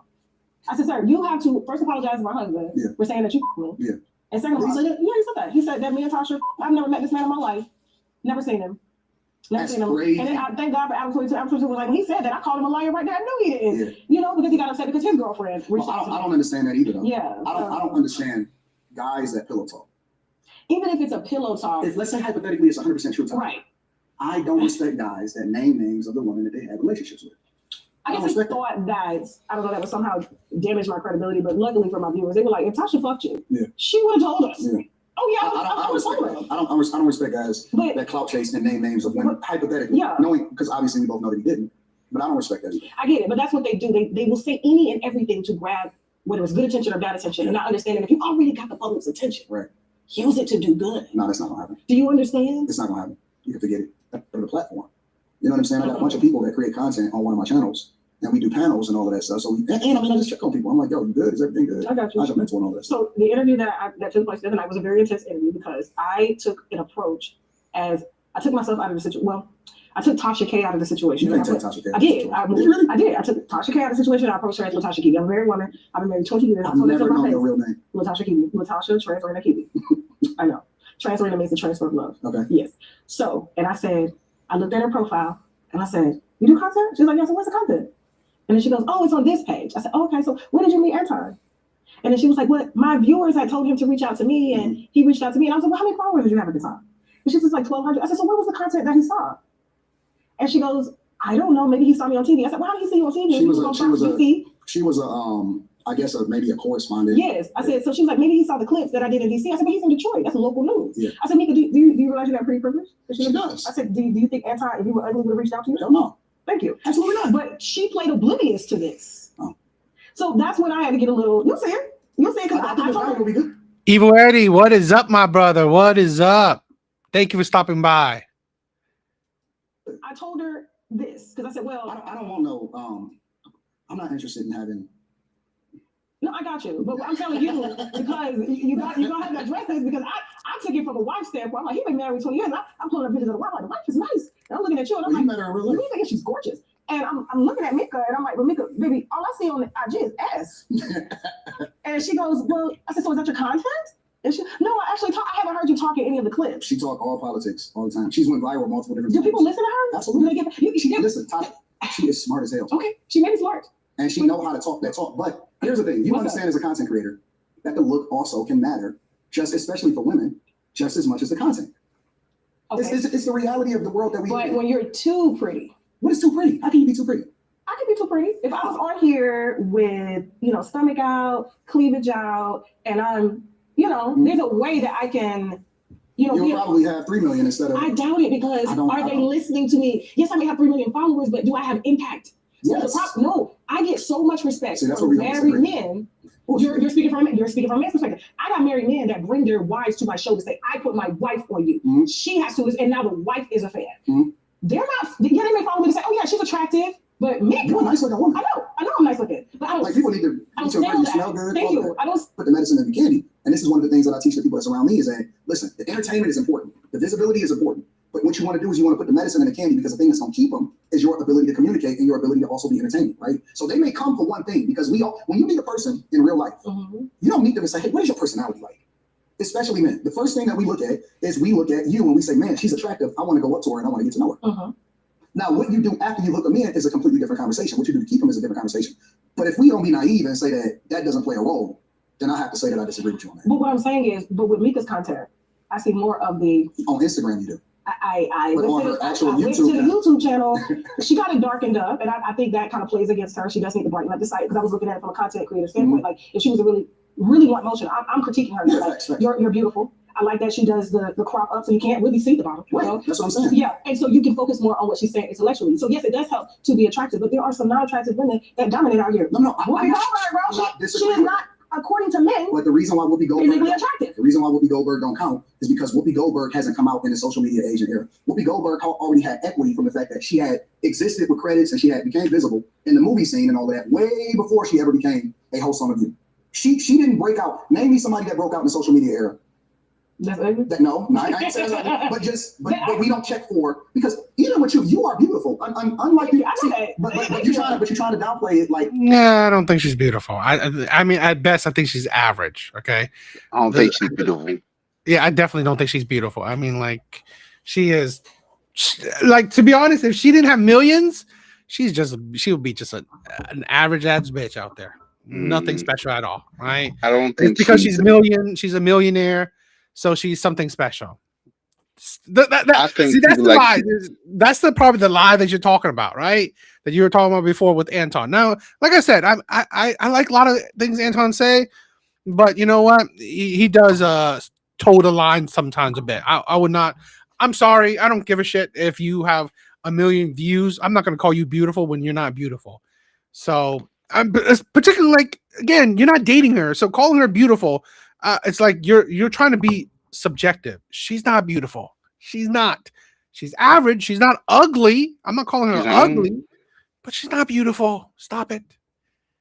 yeah, she's not beautiful. I think she has all the followers because she is messy, and I think people Gossipy, like gossip. messy. Yeah, she's like, yep. She talks a. But she's not Women love that beautiful. I shit. mean, she's kind of thick. She's kind of thick. But like you Yeah, but said, if you seen her on the street and she I've was an seen. unmarried single woman, she Yeah, would not get much attention. but I don't I've like seen. women with short hair. That's Yeah, just me. I definitely I don't don't like. like that. I think that's weird. You know what I'm saying? I know women to have hair, and when a woman cuts her hair off and keeps it off, it's weird to me. Now everybody might have to go, they might shave it off to go natural or whatever. That's one thing.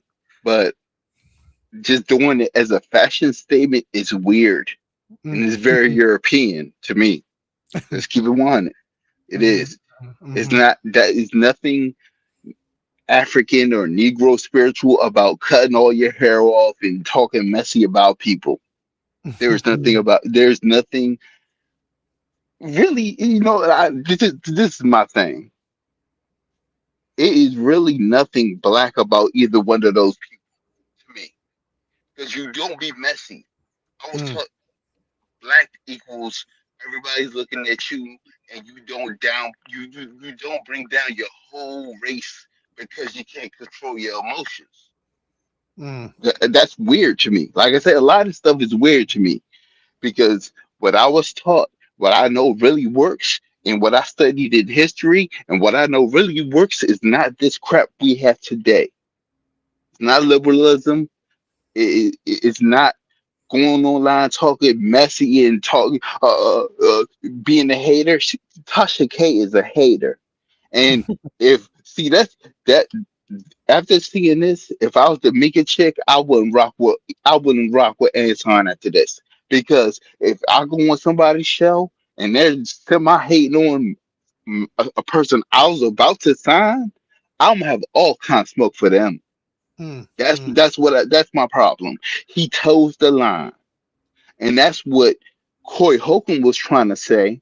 Regardless of whatever bad you want to say about him, that's what he was trying to say. You toe the line when it comes to certain things. And if like me and you, we say whatever, we say what it is. What we believe to be the truth. For real. He doesn't do that. He will bite his tongue to keep $10 in his pocket. And I have no respect for how he said he has no respect for people who pillow talk, which I don't either. But I have no respect for people like him that do what that get to a certain level and want to act like they're so superior to everybody else. That's why I don't like feminism. I don't like mm. feminism because it's the same thing. So I Yeah. don't like Anton Daniels getting a couple million and acting like he's better than everybody else. But you're going to reach nobody. People watch to see you fall. Mm, Both of mm-hmm, them. mm-hmm, People mm-hmm. watch to see them fall. That's why they have all the followers they have. That's why they have the engagement that they have. People want to see them fail because they know they're not real. They are not real. Neither one of them are real to me. Like I said, on Anton's side, I can understand because if you put my daughter on the internet, I'm probably gonna put hands on you. You know what I'm saying? That's something different. You know what I'm saying? Especially in Mm-hmm. that context. Calling her a monkey and all that stuff. You crazy. He went way too far. But Mm, that's what mm. what people don't understand about comedians. You don't mess with comedians because there's no line for them. There is Yeah. no line for comedians. If Yeah. you Yeah. mess with a comedian, they got some smoke for you. You know what I'm saying? Period. And especially if they don't respect you, which I don't think Corey ever did, and especially if they think you were, I call it the magical Negroes. You everything lined up so you could get a couple million. Mm, Okay, congratulations. but that don't mean you're stable in the black community. That don't mean nothing because you will not speak.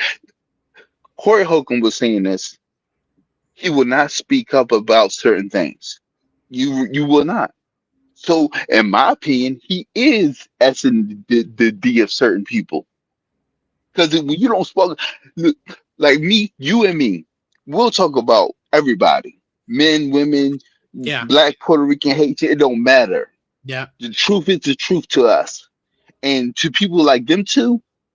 The truth is what you can get people to believe. And I think that's crazy. Mm-hmm. I'm gonna say something that probably is on. I don't know. I'm gonna say it. What's up? When we're stressed out about anything, including death, there's so many other detriments. I am so excited. This is our like part 2 interview. Like in real life, right? But when I came out, on the social media and YouTube and all of that stuff, we building a plane as we fly it. So we don't know what we don't know, right? I came out 12, 13 years ago. So all of the different stuff and the evolution of who we are, it manifests itself over to today. Mhm. But if I'd have known, because now over the last 5, 6 years, I've been a lot more fiercely protective of my family, right? So I keep my people off the internet. I purposely, try to remove my daughter. I don't have her in my videos. I don't have my wife in my videos. I don't have nothing in my videos, right? Because I understand that because people may not like me, that they may go after them, which is exactly what happens with Corey Holcomb, right? Yeah. But my point is that we don't like to have the uncomfortable conversation, and that darker skinned women, regardless of how pretty that they are, because I think that Kelly Rowland is prettier than Beyonce. Or my husband says the same shit. Maybe because my husband has a preference for darker skinned women. Some people have a preference for lighter skinned women. I think all women is beautiful. Your security is free. Right, I think that Kelly Rowland is more pretty than Beyonce, right? Okay. But it doesn't matter, Right. because as pretty as Kelly Rowland is, she will never, in society's eyes, ever be more desired. Now, there's going to be some people in the comments, no, but Kelly Rowland. Listen, looks matter, and your hue matters. Maybe not for guys, but for women, it certainly matters. And darker skinned women, and that's not to say that y'all ever gonna run in the victim Olympics, but darker skinned women are always going to catch the bad end of the stick. The benefit of the doubt is going to go to the woman that's a lighter skin, that have lighter skin. We have colorism in our own culture. I agree. I wholeheartedly agree. So if I were a dark skinned woman, and let's just say I was because it happens. I'm seeing it with like what's the girl name that came behind Megan Thee Stallion? Erica Banks. Oh, Erica Banks, yeah. She came, she's a rapper, stripping, she's one of them down chicks. Yeah, I know she is. If you just look at her aesthetically and how she's built her attitude and everything, it's like I feel that women like that, or like Sukiyana, who is absolutely gorgeous. Mhm. If you've seen her in person, I don't know if I've never seen her in person. Bro, she is so pretty. I bet you she is. Skin is she has my daughter's skin tone. It's just gorgeous. But she does not act that way at home. She is a full-time mother, cooks 3 meals a day. Most people But if you see the energy that she puts out, but if you see a light-skinned woman who happens to be Latina, BBL, Sukiyana, how are they doing? this is praised. This is she can't do no wrong. But Sukiyana, this bitch is Passport trash. I don't even rock with passport bros. Passport bros don't go to countries where darker women are. They don't. They go to the Dominican Republic. They go to Thailand. Some of them like lady boys.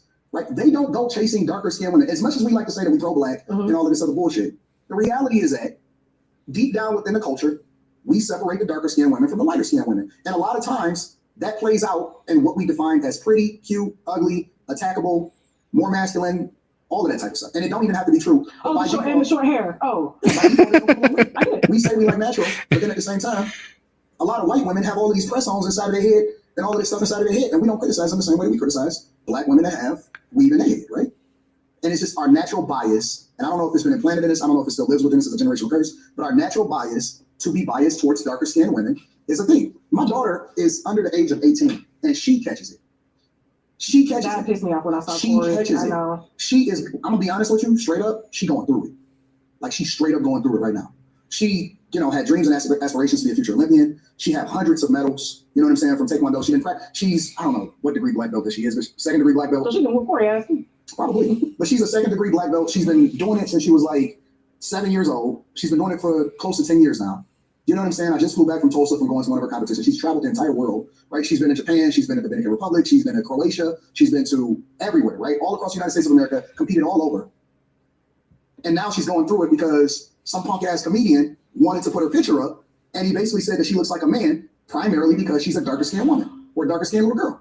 And so now I wrestle with that. You know what I'm saying? I have to wrestle with that because my goal, because I don't have no illegitimate kids. You know what I'm saying? I don't have no children out of wedlock. I ain't got nobody out here saying, oh, Anton is out here having babies and shit like that. I ain't never lived that life.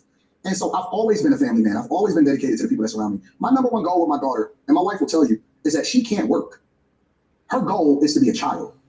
I've always said that, listen, you don't have the same plight as everybody else. You're never going to have to deal with the same things that we dealt with growing up. Your goal is to be a child as long as possible because you got the rest of your life to deal with being an adult.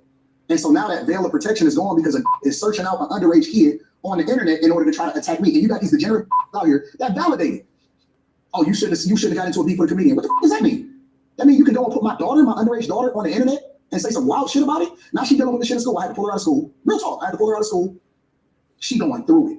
Straight up going through it. I know she is. I would like to. It's unfortunate. You know what I'm saying? It's really unfortunate. And so, that's what really made me reach out to you. I mean, when I saw him put your baby picture, I said, see, here he go, look at kids. Put your own kids. But he can't. He can't because his kids is doing better than him. How do you fight a that don't give a about his own family? Because I value my family. You know what I'm saying? I value my daughter. No woman in my life work.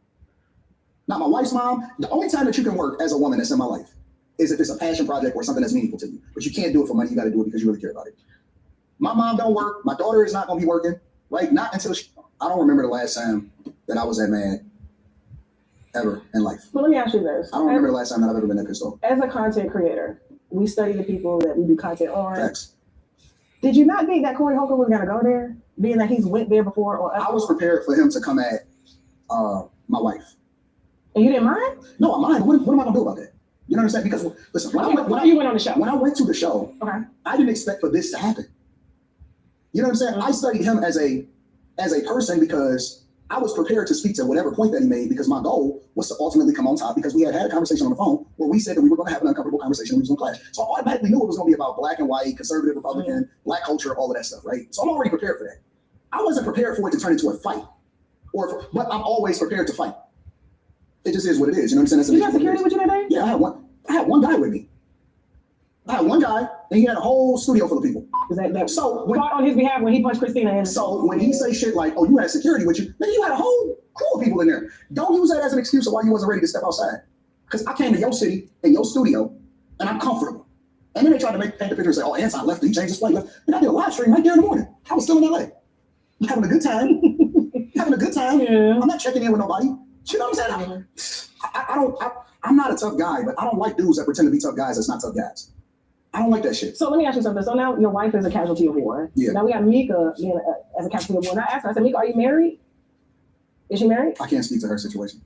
She said, but you knew it. You wouldn't mind speaking to it. Well, I don't know that because I'm taking your word for it. This interview has an air jet. But I'm still taking your word that she said what she said. I can't speak to her situation. The thing is, like, I found it very interesting that his husband. No, but you know why? You know why? Because let's say hypothetically that she has somebody in her life, right? Should they be a casualty of whatever it is? I get it. And she don't want her husband to be a part of what they got going on. I didn't say she had a husband. Well, she said she had a husband. Okay. She did say that. And I said, well, where is this husband? I don't see him nowhere on this Instagram. I don't see anything. I barely see a ring. A lot of people want to protect their people. I get that too. From the internet. But I know your husband could have shut this down. With one, she ain't this, that's it, that's all, me and Anton cool. I think it's a lot more, moving on. It's a lot more complicated than that. And I can't speak to nobody else's situation, but I think it's a lot more complicated than that. And I also asked, I said, your husband didn't mind you going to sit courtside with Anton? Oh yeah, that's cool.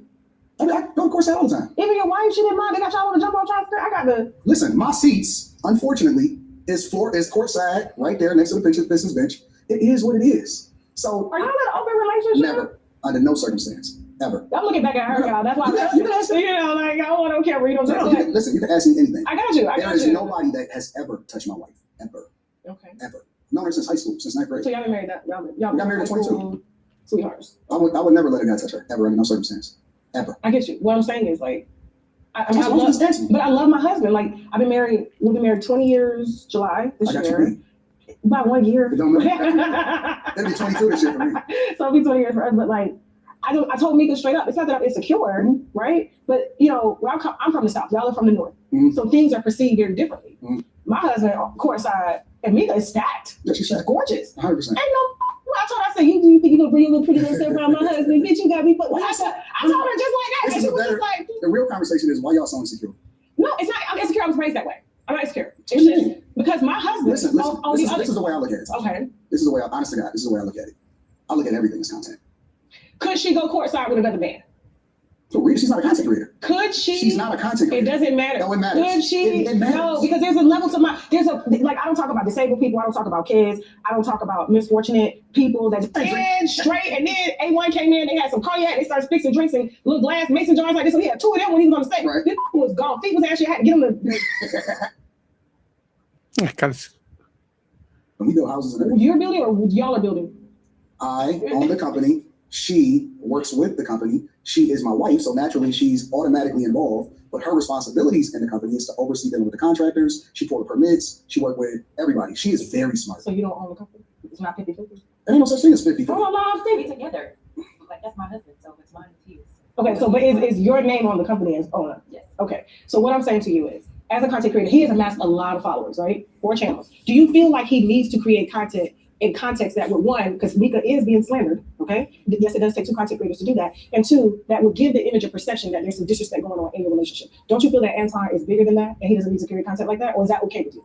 Honestly, I don't even think about it because I don't follow that type of stuff. I do think that Mika is getting slandered and I don't think that she deserves the slander that she's getting.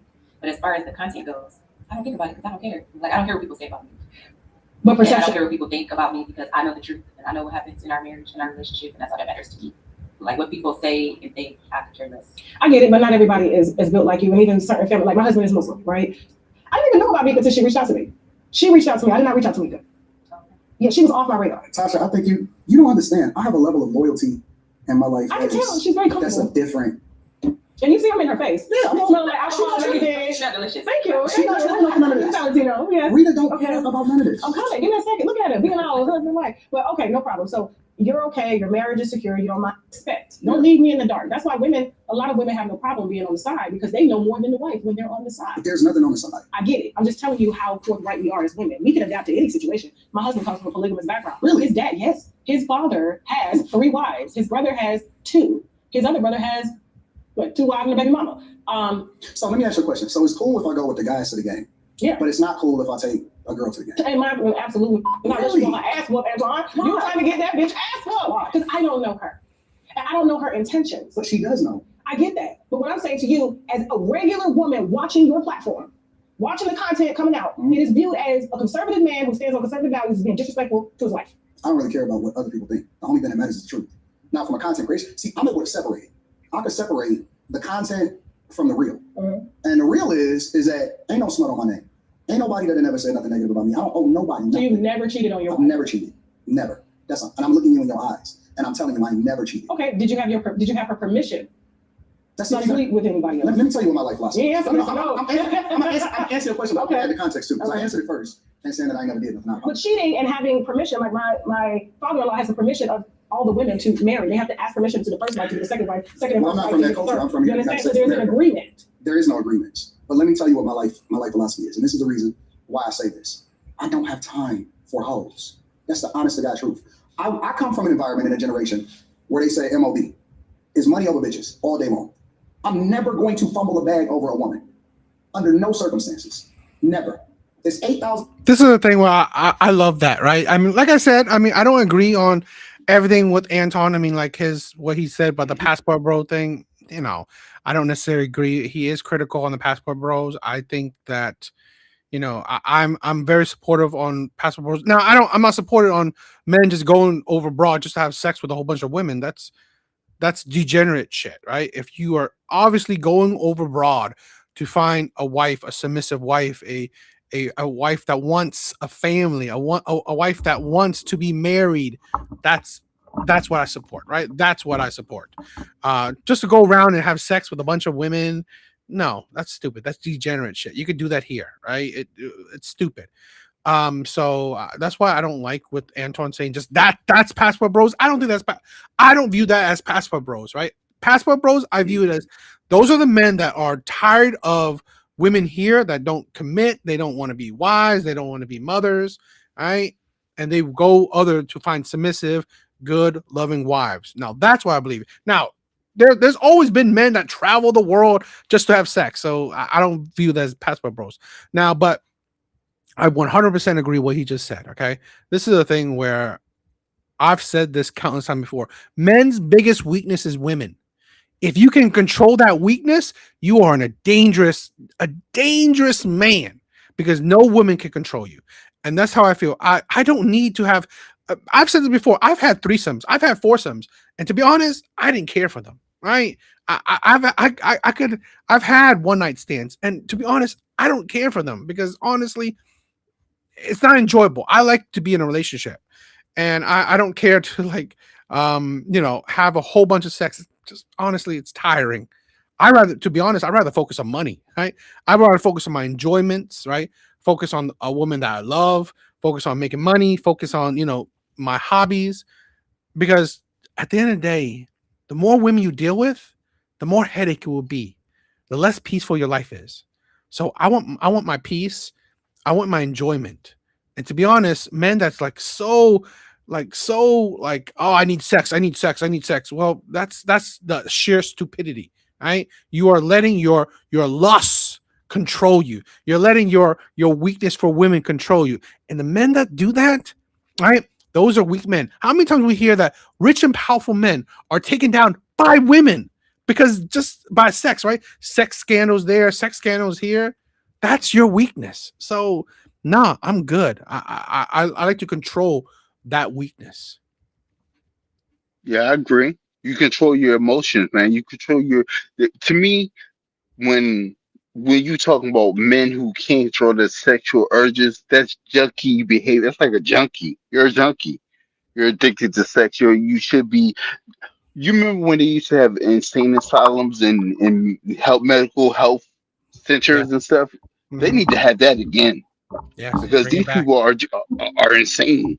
That's why I see these people as insane. And what he was saying about passport bros, and see, that's why I don't like him because he never tells the whole truth. I don't like people who tell half truths. And the whole truth is, Western women are out of control. So the places that bros go to are places that are not controlled by feminism. And those usually are places where lighter, fair skinned women live at. You name me a place where dark skinned women are or black women are that is not westernly controlled by feminism. You tell me that. See, for him to have his first statement, he has to answer the second statement that I just said. You know what I'm saying? Where can you go and get a good black woman that's not westernized? Where can you go? And I Yeah. think that's why I don't like me. He tells half truths. And the last thing I want to say is that you have to watch him. He's not controlling the interview. Yeah, it's her program, but you're the guest. And she's talking reckless. She's asking you, do you cheat on you? What is wrong with Yeah, you? it is that. Yes, I agree. That is she's being messy. She's definitely being messy. And but that's why I never cared for her platform. She's about gossip, and I'm tired. Like seriously, I'm tired of like the whole gossipy, women talking a whole Yeah, lot of gossip crap. No, that's why I never cared for her stuff. crazy. She's just talking real crazy to him. And I don't understand why, if you're such a man, if you're so masculine as you say you are, you won't let her talk reckless to you. Yeah, I'll definitely call her out on her disrespect. No, she's disrespectful highly, and she keeps on bringing up the Mika girl, and it's clear that he's like, that is a person that is a friend of mine, and I don't want to speak about it. But if he was a man, he would say that. If he was a real man, you know how women go all the time and say what a real man should do. If he was a real man, he would say, "Look, that's my friend. I would appreciate it if you keep the subject away from her." She asked this man cheat. You know, are you crazy, lady? Are you Mhm. really crazy? That's disrespectful. And see, that's my problem. Disrespect has gone out of control. No, You can't it's disrespect people like that, man. It's crazy. no, yeah. 8,760 hours in a year. That means if I'm not making money with you a little bit, That would happen though. I'm not that type of person to flirt with. Well, I didn't know that, but we was gonna figure it Even out. if I wasn't with my husband, But I'm not that type of person to flirt with. I have to respect the boundaries that you Yeah. create because this is your platform, this is a space that you live in. But I'm gonna sell it. I'm gonna sell it 1,000 times out of 1,000 times. And my biggest thing is, and what I try to understand from people is why don't y'all leverage the visibility, even if it's negative visibility, in order to get more, in order to run it up? I mean, but I look at everything as a marketing opportunity. I get that, but when we get to certain phases in life, like me, when I first started, I don't know if you're familiar with my early on content. I was ruthless. You the one that found out about Derrick Jackson. Yeah, absolutely. You know what the problem with Derrick Jackson was? Full of crap. You know what the problem about Derrick is? The car seat in the back. You know what the problem with What's Derrick up? was? What's It's up? like they apologize. Why you going on an apology tour? What is you doing, bro? He went everywhere but here. He should have came straight to you. And he reached out to us. We had him booked first class flight. Why did he stop? He punked out and backed out. I And would guess have what? been able to have a conversation with him that would have turned the viewers Guess what? back on his side. Guess what? What's up? The hoes still love Derrick Jackson. They do. So what the f is he apologizing for? And they're gonna try to sue me. I said, what did I say? That was a lie. Exactly. Oh, you thought this was 2018? Yeah. Bitch, it's only one and done. Okay, nobody will ever get a lawsuit like that against me again. Okay. He should have came and kicked it with you. He should have. That's what. But the problem is they try to fight me from behind the scenes, and I'm the type of bitch I get louder. Yeah. I'm like, I yo, think that you are cool. I am very cool and I'm very reasonable. Just don't come play in my face. Yeah. And I come from a culture where molestation was swept under the rug. For me though, I got justice. So they don't understand who they're dealing with. They're not dealing with the person that's just trying to gain clout off their name. Mhm. I was a black girl that was victimized. I happened to have Mm. aunties that looked out for me. Oh, But then there's a that makes lot of black sense. girls Yeah. that didn't have their aunties. Looking at Rashona LaFlair, the R. Kelly victim that just I just seen that. If you're very at all. But see, that's another reason why they got mad at me is because I'm very matter of fact. I say what I believe, Right. and I don't mince words just because people say that they disagree with me. I don't give. All I'm saying is, Tasha, I think you're giving women permission to be insecure why would you You say get what that? permission- Elaborate. because you're giving them this mindset to believe that first of all, women should not be so possessive over the idea that a man is hanging out with or being with, especially from a business perspective, with a beautiful woman because y'all wouldn't give a fuck if she was ugly. Yeah, we would. No, you wouldn't. I would. No, you wouldn't. You I would think, would. oh, that must be the assistant. No, men are hit ugly bitch before they hit a pretty bitch. Yeah, but They're a lot easier to hit. Y'all Like, not for insecure real. about No, I'm saying, look, I come from. If I sat courtside with a just a You did. She had nothing but gums in her mouth. No. I don't know who she was. I don't know what you're talking about. You may not think I don't know as what a you're man. talking about. That's my point. Prove it. You just proved my point. No, I'm telling you. For me, I wouldn't worry about I the. have people that work for me. I get literally. you. I get you. But I you have were people getting that's too close to call the jacket. I was like, what the fuck? I nothing. I got people that work for me. I have a lot of women that work for me. I get you, but I was like, what the fuck? What type of goddamn concubine shit he running here? Like, I'm literally looking at the videos. I was like, look, that's why they slandering these hoes. Like, you put them in positions to get No, slandered. not really. Not really. That's how much you know the game. You said it's content. You know the game. For content creators. Salacious shit and make videos about it. Yeah, for content creators though. What we were speaking about specifically was Mika, right? Mika I don't and- agree with the fact that people are going after her when she didn't do anything wrong. I don't believe that she did anything wrong. But did you put her in even a a little bit. position? That's victim blaming. No, did you put her in a No, that's position? victim blaming, Tasha. At The times. reason why it's victim blaming is because it wasn't a secret. The whole idea was communicated. He painted a narrative because he was mad because he didn't want to go outside and scrap. And so that's why he said the shit that he was saying. He leveraged his platform to go after her, thinking that it would affect me. And even though it doesn't affect me personally, it affects me because she's a decent person. She's a good person. She is. And her goal was to never be on her shit. It was genuine opportunity to try to get more visibility for her platform, right? She got it. But you know what I'm saying, Tasha. The whole idea of it is that she's being slandered unjustifiably for some stuff that she didn't even have any control over, and it wasn't. It's somewhere in the middle. We're both right. So what I'm saying is, yes, you come from the situation that a lot of people don't come from. A mom and a dad, suburban life. You had. No, I was born in it. I was born in it. I get you, but what I'm saying is, you're not seeing it from other people's perspectives. I live in a very reality-based world that people will feel insecure. I am a black woman who's successful, who is of value, and I love my husband so much that yes, I get jealous sometimes. I will cuss a bitch out sometimes. But you know why this don't register though? Why does it register? It's because you're trying to compare it from your perspective as somebody that's visible. My It's a perspective. no, no, no, no, no, Right no, no, right now, and you're right. Hold on, give me a second. Okay. You're a woman, but you're a content creator.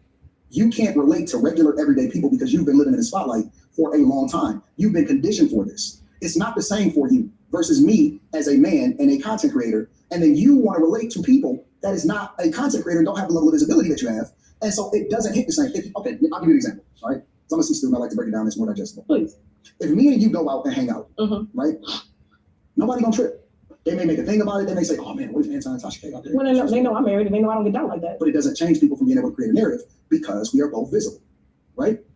We're both visible. It just is what it is. But you now want to compare it to and relate it to somebody that is not visible. So you can't use the same example. You can't use yourself as an example to illustrate this because you don't live a regular life. If you go out as a content creator, it's much different than a regular person going out with another regular person and then them being insecure about it. It's not the same. It's not the same. I am, take away the content, the lights, the camera, the money. I'm still a woman that will whoop another woman ass about my motherfucking. But you still can't relate. I can relate. You can't relate, Tasha.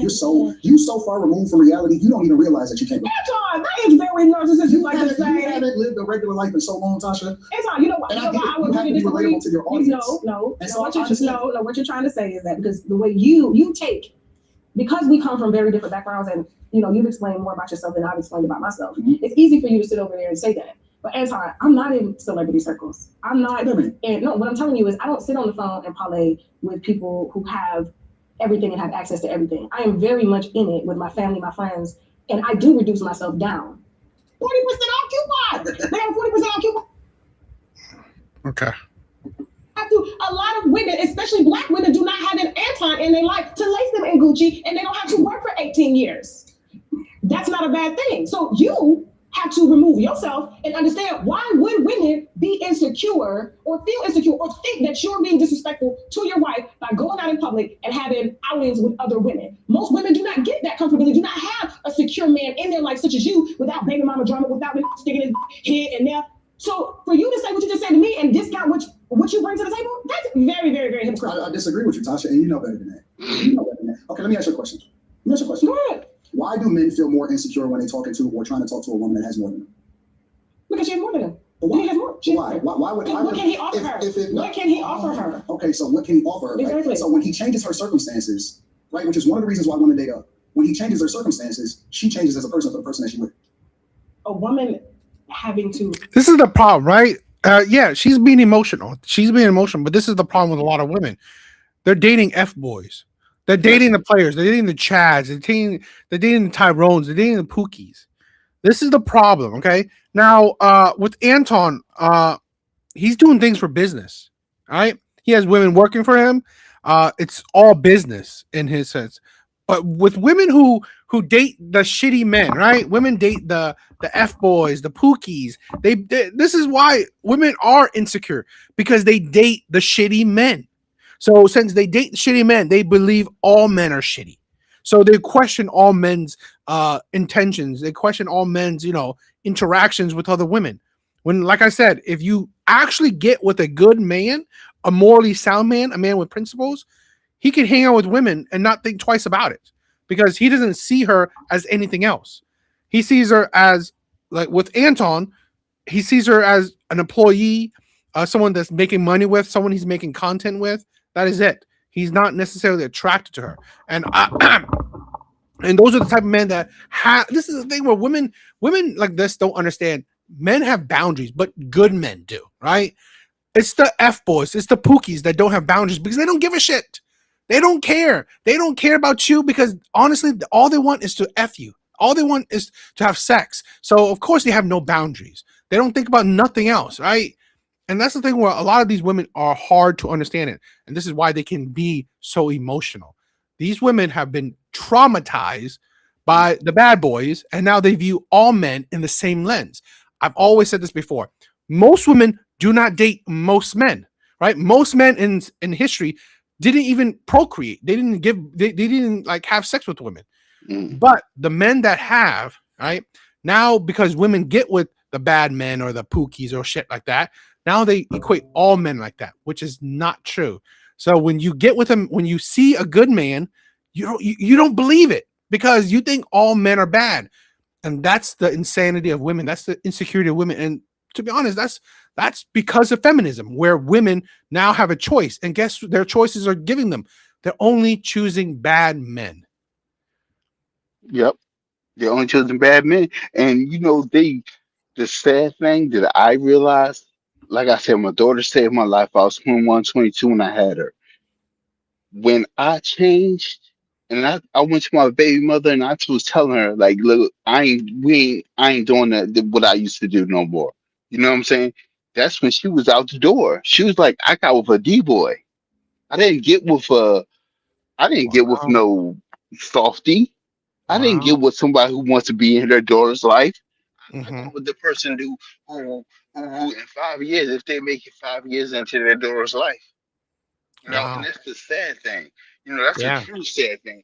They want the bad guy. Mm. And Mm. honestly, I don't think either one of them are being honest. Either one of them, they only seen it from their small point of view. Anton, you're crazy if you think your rich self is going to be able to be going around with some Mika and people are not going to say stop something, shouldn't say True. something. True. You're True. smoking crack. You're on crack, thinking that your successful self being with that pretty woman, people are not going to look at it a certain way. You're crazy. And Mm-hmm. Tasha K, why are you so insecure? That's what she needs to be asking herself and other women before she pushes out this narrative of all men are bad, basically. Mm-hmm. Mm-hmm. Mm-hmm. Why are you so insecure? Why? If you and I'm gonna tell you, in my view, Western women are the most insecure because they're not doing what they're supposed to be doing. They're not. They know it deep down inside in their heart. They know they're not doing what they're supposed to be doing. So yeah, why wouldn't I be insecure if I see my man at a basketball game with a girl and I ain't doing what I'm supposed to be doing? Because women, see, the thing you have to watch about women, a lot of times they project. They say what they're thinking or what is done to them, or they project, and that is a projection to me. Because if you're doing everything you're supposed to be doing as a woman, as a wife, why should you be worrying about your man taking somebody to a basketball game, especially if he's like being open and honest with you? Why? Mm-hmm. Why are you insecure about it? Why is it just a topic? And I'm gonna go back to the point. If Anton was a man, he would tell her, "Look, if you only got questions about Mika, then her on here, not me." And so, honestly, it's getting to the point to if you're not going to be respectful, why am I here? And I said the Well, same thing to men. If, if but if a man is dating a woman and she's not being respectful, she's not doing what she's supposed to do. Why is she there? no, I mean, like I agree, but this is the thing where Anton should know what type of, what type of shit he's getting into when he goes on a show like this woman's. She's Mhm. going to talk about the gossip shit, so that's just how it is. Reduce herself down to the man that she's with that has less than her, has to get on his level and rebuild it again. Why would I do that? Because men, y'all don't do that. You bring a woman up to your level and do it effortlessly. But let's Y'all don't care. but mind it out though, Tasha. What's up? When he talks to her, he's operating in a level of insecurity because he doesn't feel like the man he needs to be in order to fulfill all of her needs. Right? Insecurity is based off of your circumstances, which means that you can't relate in the same way that everybody else relate because you don't have a similar set of circumstances. I got 20 years and I was with this man broke and Right. he had money. There's a difference. Wait, look at it though. You proving my point. Okay, how so? It's because you just said that you exist in an environment in which you've built up this equity with this person and you understand him and you believe in him because over 20 years you have to have a level of trust in order to still be with him. How many people can say that they got that in today's I time? don't trust bitches around me. How many people can say that they got that in today's time? I don't know, but I don't trust bitches around my niggas. You're not answering the question on purpose though, Tasha. You understand? You know why? Why? Because you know that you're not the same as everybody else. I am an anomaly, right? And I ain't even talking about my finances or anything like that. I'm an anomaly. I know what We're you mean. both anomalies in that we've been married for 2 decades. And 2026 as of recording of this video. And Tom, my husband will tell you for himself, Tasha ain't going no motherfucking way with no nigga, money or not. Yeah, but you're a woman, so it's different. But y'all can go out But and be trusted. I believe objectively. And the only reason you get that permission is No. because you have money. Nope, it's not true. It's not true. And time. I'm the same person, no matter what. If you were broke, I don't think your wife would tolerate half of it. Bullshit. I don't think she would. Bullshit. Bullshit. And a lot. Who you See, think- now who you think- you're who you removing think- yourself from No. the everyday man. I've known her since high school. I wasn't talking to her in high school. I wasn't talking to her in high school. Who do you think told her to hold off and don't give off her virginity to nobody else? She respected me as a man before I ever had any of this shit. But She respected what she did what I wanted, she believed in what my vision was for her. And you're so far removed from the conversation that I'm having is that she was young, y'all were both young. I'm talking about you single now. A woman would tolerate much more bullshit from you than she would from any Jodo on the street. I don't Have believe nothing that. to offer. Yes. No, you're framing it as a woman would tolerate. I'm saying that a woman would subject herself to and submit to a greater thing than what she's used to. I don't look at it as a woman tolerating. Y'all frame it that way because you're so used to men getting caught up in bullshit and actually being proven to be a piece of shit. Well, I'm not used to that because I've been married 20 years. no, I'm not talking about your situation. I'm talking about what we see in the culture, right? We're used to being framed that way. But that's not a reality for it's a lot of good guys, but nobody actually speaks to that because when your situation is good, it's like going to a restaurant. When you go to a restaurant and you have a great experience, you just have a great experience. Right. People usually don't write reviews unless one or two reasons. One, either they was wrong, then they get on the internet and they want to try to find reviews. Or if the establishment say, hey, write this good review if you had a great experience, they got to ask you to do it. But our natural inclination is that when we in a great space, we just retreat and we just experience it great. So are you telling? So what I'm saying is, it's a lot of people that are having great experiences, and it's a lot of women that have been removed from that insecurity. And instead of us speaking to that, the bigger conversation is always going to be why women are insecure because we're used to the loudest voice in the room being a bad review. You usually don't start having a restaurant go viral unless it's something somebody did that was bad. People look to give a bad review or review it at all when they have a bad experience, unless they're asked to write a good review. So what you're saying is, because I have the platform that I have, and they're 90% women, okay? Oh man. You know Oh that. man. Yes. Is that I thought it was like 87. it's 90. And I should create a space where I uplift the men that are doing right. No, I'm not saying that. Because I And understand content. Okay. And I know you gotta No. What This I ain't am- about content. No, what this I'm is about saying the is- absolute truth. I live in authenticity. So what I'm saying is, and I take constructive criticism. I'm not too. I'm saying that you should tell the story of both. Just all I'm saying. I just did it with Christy and Desmond Scott. I said, yeah, No, he looked for- like he ain't had no wrong side. For women is what I I'm saying. am. And I said, let me give you an example. Okay.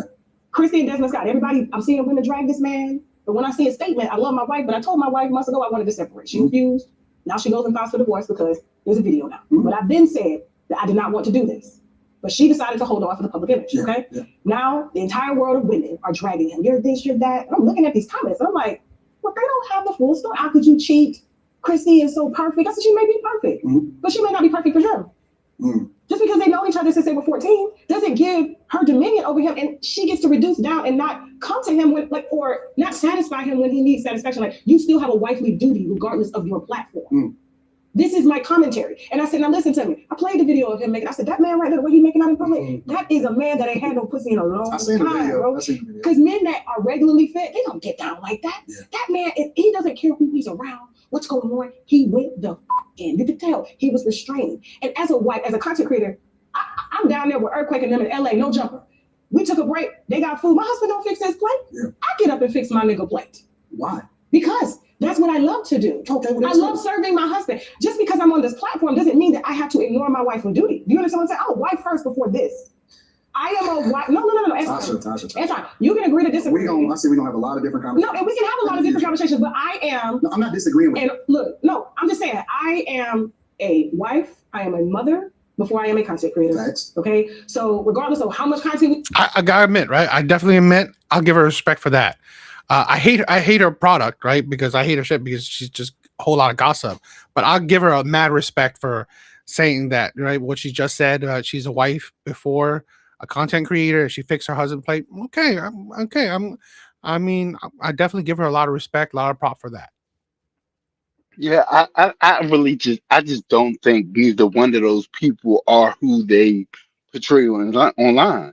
And Yeah. I think it's sad that it's acceptable to that is acceptable. That's the problem. And like who I am on the internet is who I am in real life. No, Period. I agree. And it shouldn't be acceptable to have a persona like that, like these people do. Because if he's right, then she's faking. She's just proved my point. She's faking. If she's such a wife, but you get online and act like a piece of dog poo, come on, man. What are we talking about here? What are we talking about? That's where I get lost at. It's like, what are we talking about? Is it either you up or down? Pick one. Pick one. You up or down? And she don't want to pick one. She wants to stay in the middle. And she thinks she can have it all. And I almost guarantee I keep my opinion to myself. But she's tripping. She's tripping because of what she's doing. And because I know if that was money don't mean everything to me. And if that was my woman talking reckless, acting reckless online, she would not be online or she would not be my woman. Period. Yeah. she's too messy for me. Maybe that's just for me. Maybe some men can Yeah, that's overlook true. stuff for money. That's Me true. some, but I can't. You go online, you make me look bad. See, that's the thing that women don't understand that men just should. Him allowing his woman to go online and act reckless, no matter how many millions she's making, makes you look weak. Makes you look weak. You're gonna have to defend yourself.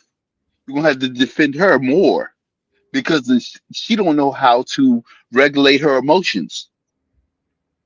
That's what it is.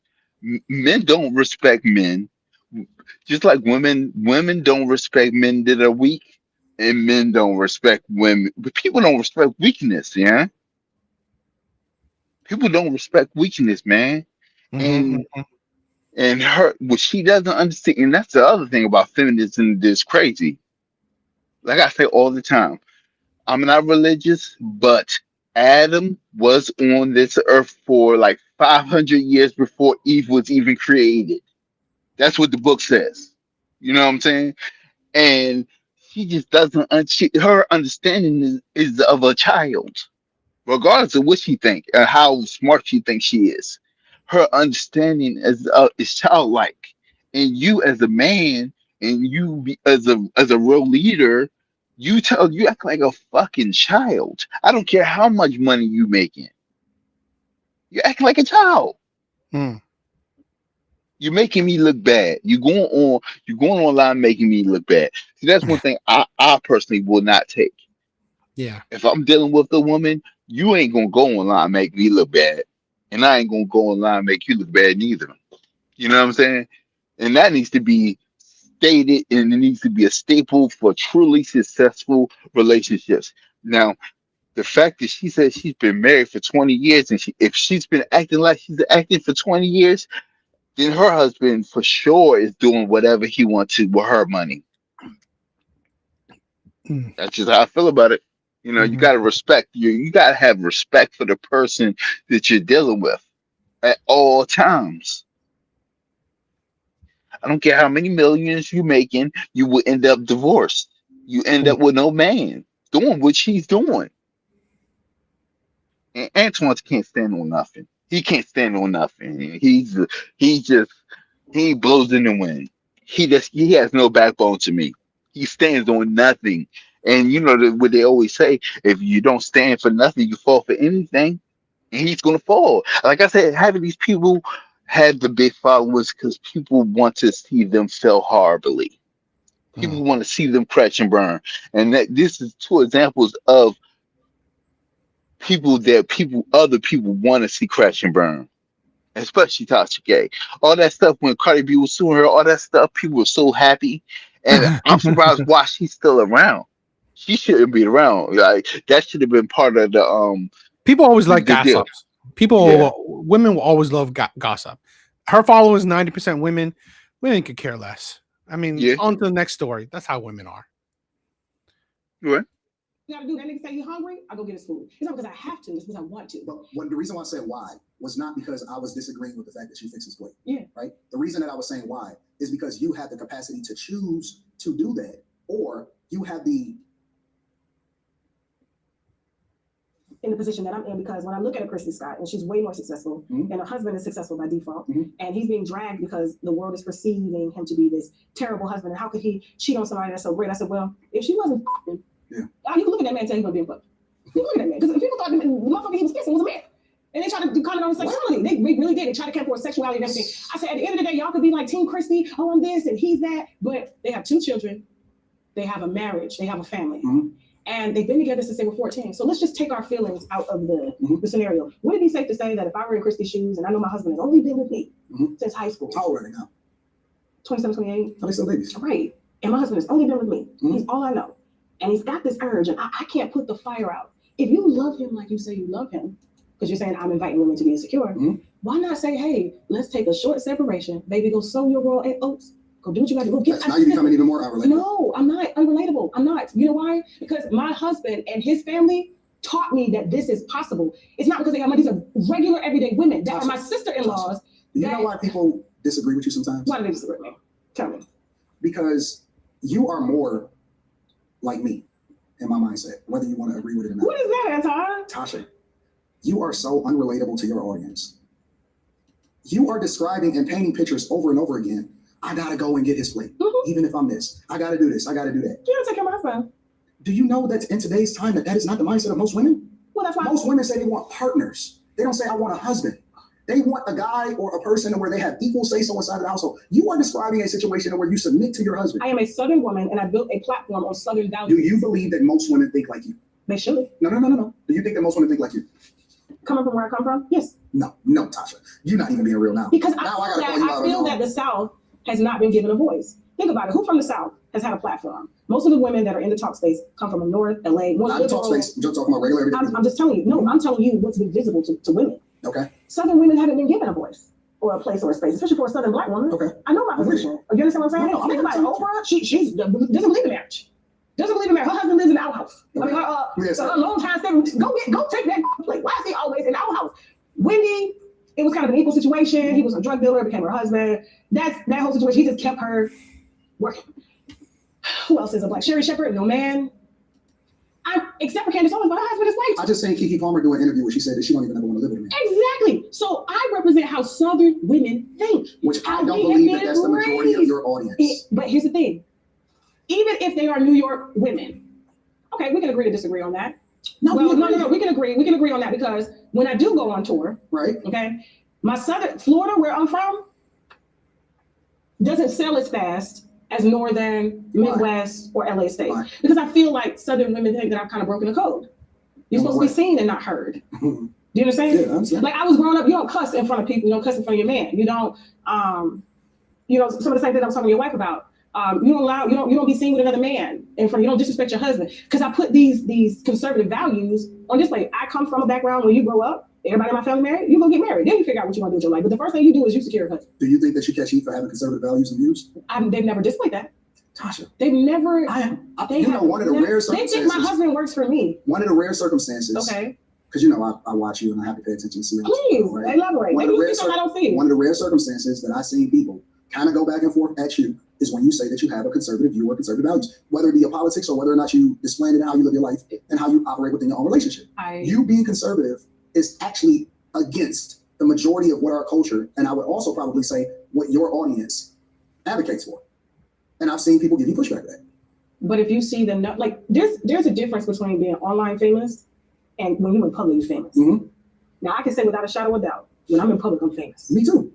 I'm not saying this. I'm saying that when I go out in real life, yes, it's way different than what we experience on the internet. I've never had anybody come at me sideways, drag me for my views. Mm-hmm. My shows sell the out. And that's beautiful. Do you understand what I'm saying? Like the amount of love that they show me. Southern woman, I don't open the motherfucking doors. Mm-hmm. You understand? I stand beside the door. Somebody gonna open this shit? Because I'm not moving until the open. Mm-hmm. You understand? I sat on talk shows when the wigs tried to fight me. And I sat pretty. Because I knew what nobody could put their hands on me because I'm a goddamn. I had one security guard, I had my husband and an editor, and I had every other that was in that building beating them asses in them wigs that day. Do you see what I'm saying? I know my position, I know who I am, I know my power. So when you say like the reason we amass the viewers that we amass is because people are against me, no, they actually with me, they appreciate what I do. Okay, I'm with you. I'm not like a Tommy Sotomayor. But what I'm saying is, and it goes back to my original point and my original perspective. What you display in your relationship is beautiful. And I display that online. I'm 100% with you. Okay. I have nothing negative to say about that whatsoever. But what I'm saying is I believe that the majority of women in general, which can also include your audience, have a different perspective of what it is that they think a relationship is supposed to be, which is one of the reasons why they say they want a partner instead of saying they want a husband. They don't explain the difference. They don't want a person to be over them.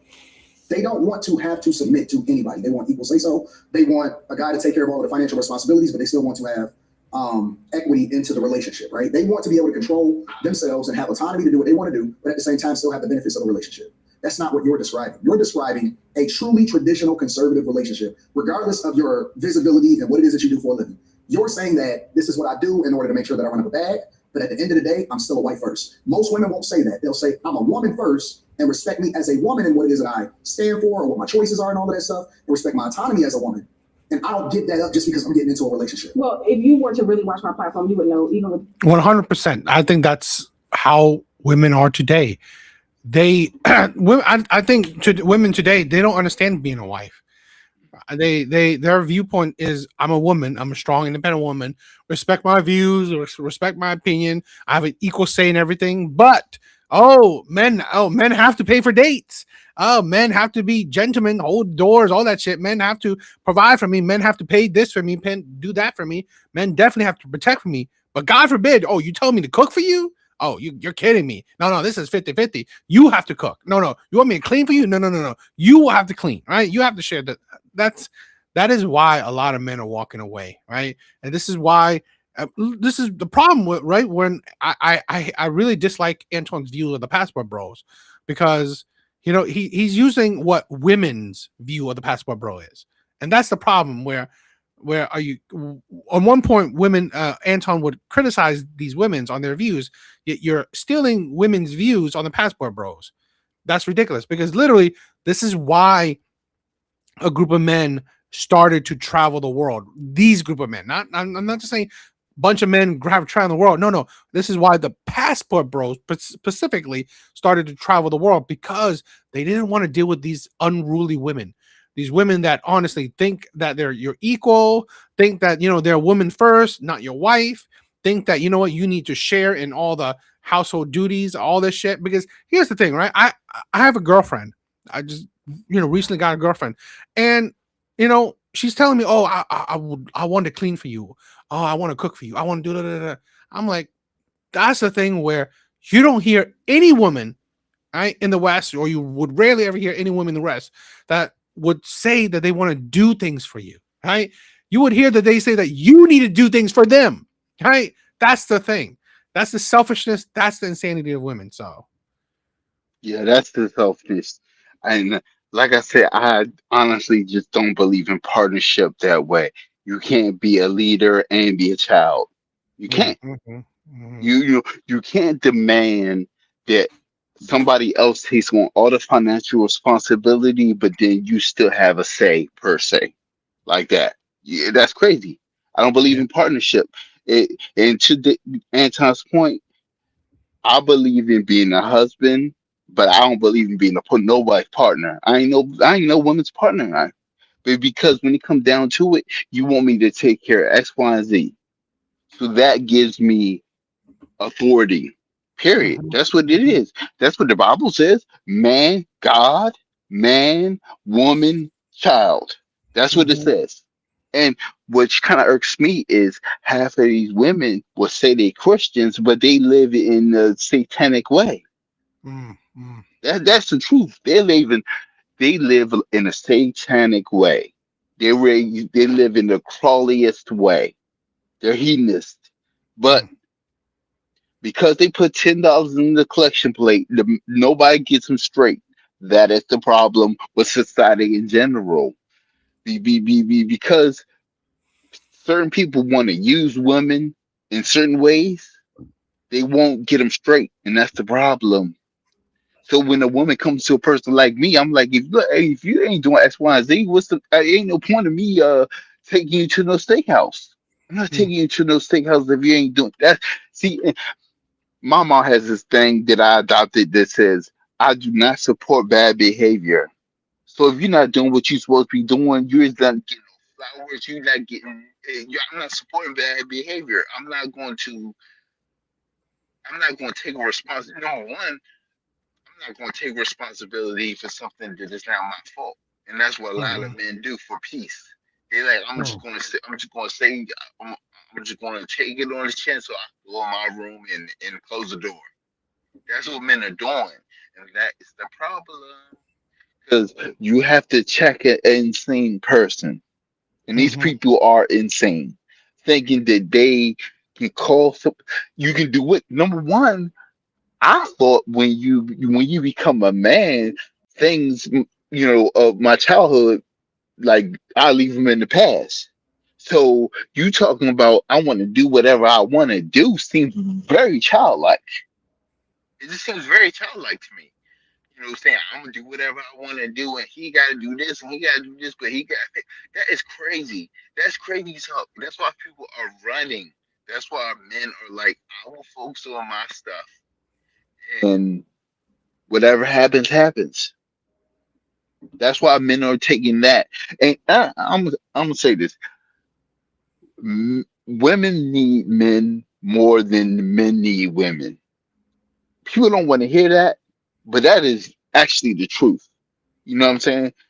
If we get hit with an EMP today, we'll see how independent women are, and that's just how it is. You know what I'm saying? You can't have it both ways. It's just like I said, it's insanity. It's insanity. All the stuff that's going on today is insanity. These women going online and snitching on themselves, self-incriminating themselves is insanity. And I said this, and I want men to do this. Men, get yourself together, because if these women are going to go online and give you the evidence to get your children, you need to do it. I don't care if it costs $5,000 to get a good lawyer. You do it, and you get your children, because we cannot leave our children in the hands of these insane, satanic terrorists, and that's what they are. I'm sorry, not all, but some are insane, satanic terrorists. That's what they are. They want to be above a man. They they want to be they actually think they can. They think their mind can overtake a man's brawn, and that's not wise. You know what I'm saying? Because men have allowed them to get away with it for so long. That's the problem. That's why it's like I would say it's probably really like 50-50. I don't like men. I have no respect for some men, and I have no respect for some women. And it's probably about 50-50. Now, 80% of women are probably crazy, in my view. But when it comes to the people that I dislike 50% of men, and I dislike 50% of women, honestly. Because these men are not. I, I wasn't raised in a real machismo, kind of atmosphere, but I was raised where men be men and women be women, and this mixing of things is really crazy, and I don't understand how it just came. Well, I do understand how it did come back, but it's kind of crazy how it came back, because in the 1920s, in the 1930s, and 1940s, black families were at the top. Exactly. Yep, exactly. So what happened? And I tell you, the welfare system happened. Women chose the government over their man. That's Yes, what yes, happened. exactly. And that's messed up, man. It's just messed up. It's just messed up. And regardless of what she's saying, number one, Florida, you saying Florida is the South. I guess it's the South, but really, to me, I always was taught that was more so the East Coast than South. The South is the middle and down. So what you're talking about is people are allowed to just make up stuff. And I remember when, if you go online or on TV and you say something that's not true, you will be sued into oblivion. Now people just go online and just say whatever. It's not true, just say stuff. It don't even be true. No truth to it at all. That's crazy work to me. And I'm sorry. People don't like the patriarchy, but honestly, they want to take the benefits of the patriarchy. They have no problem with benefiting from it. Mm. Just like they have no problem with a man paying for everything and them sitting on their butts doing nothing. That is crazy.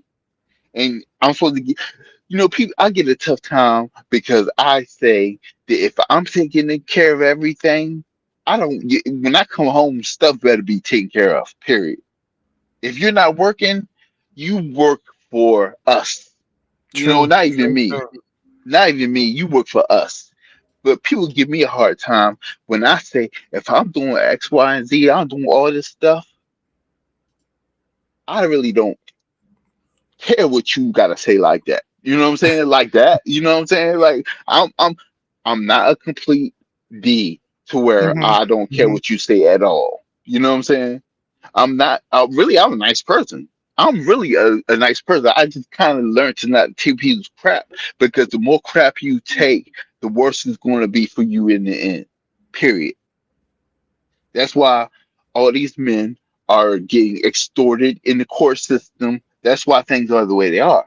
And until men start telling these women, I don't care if you got a vagina or not. I'm not doing X, Y, and Z if you ain't not doing X, Y, and Z.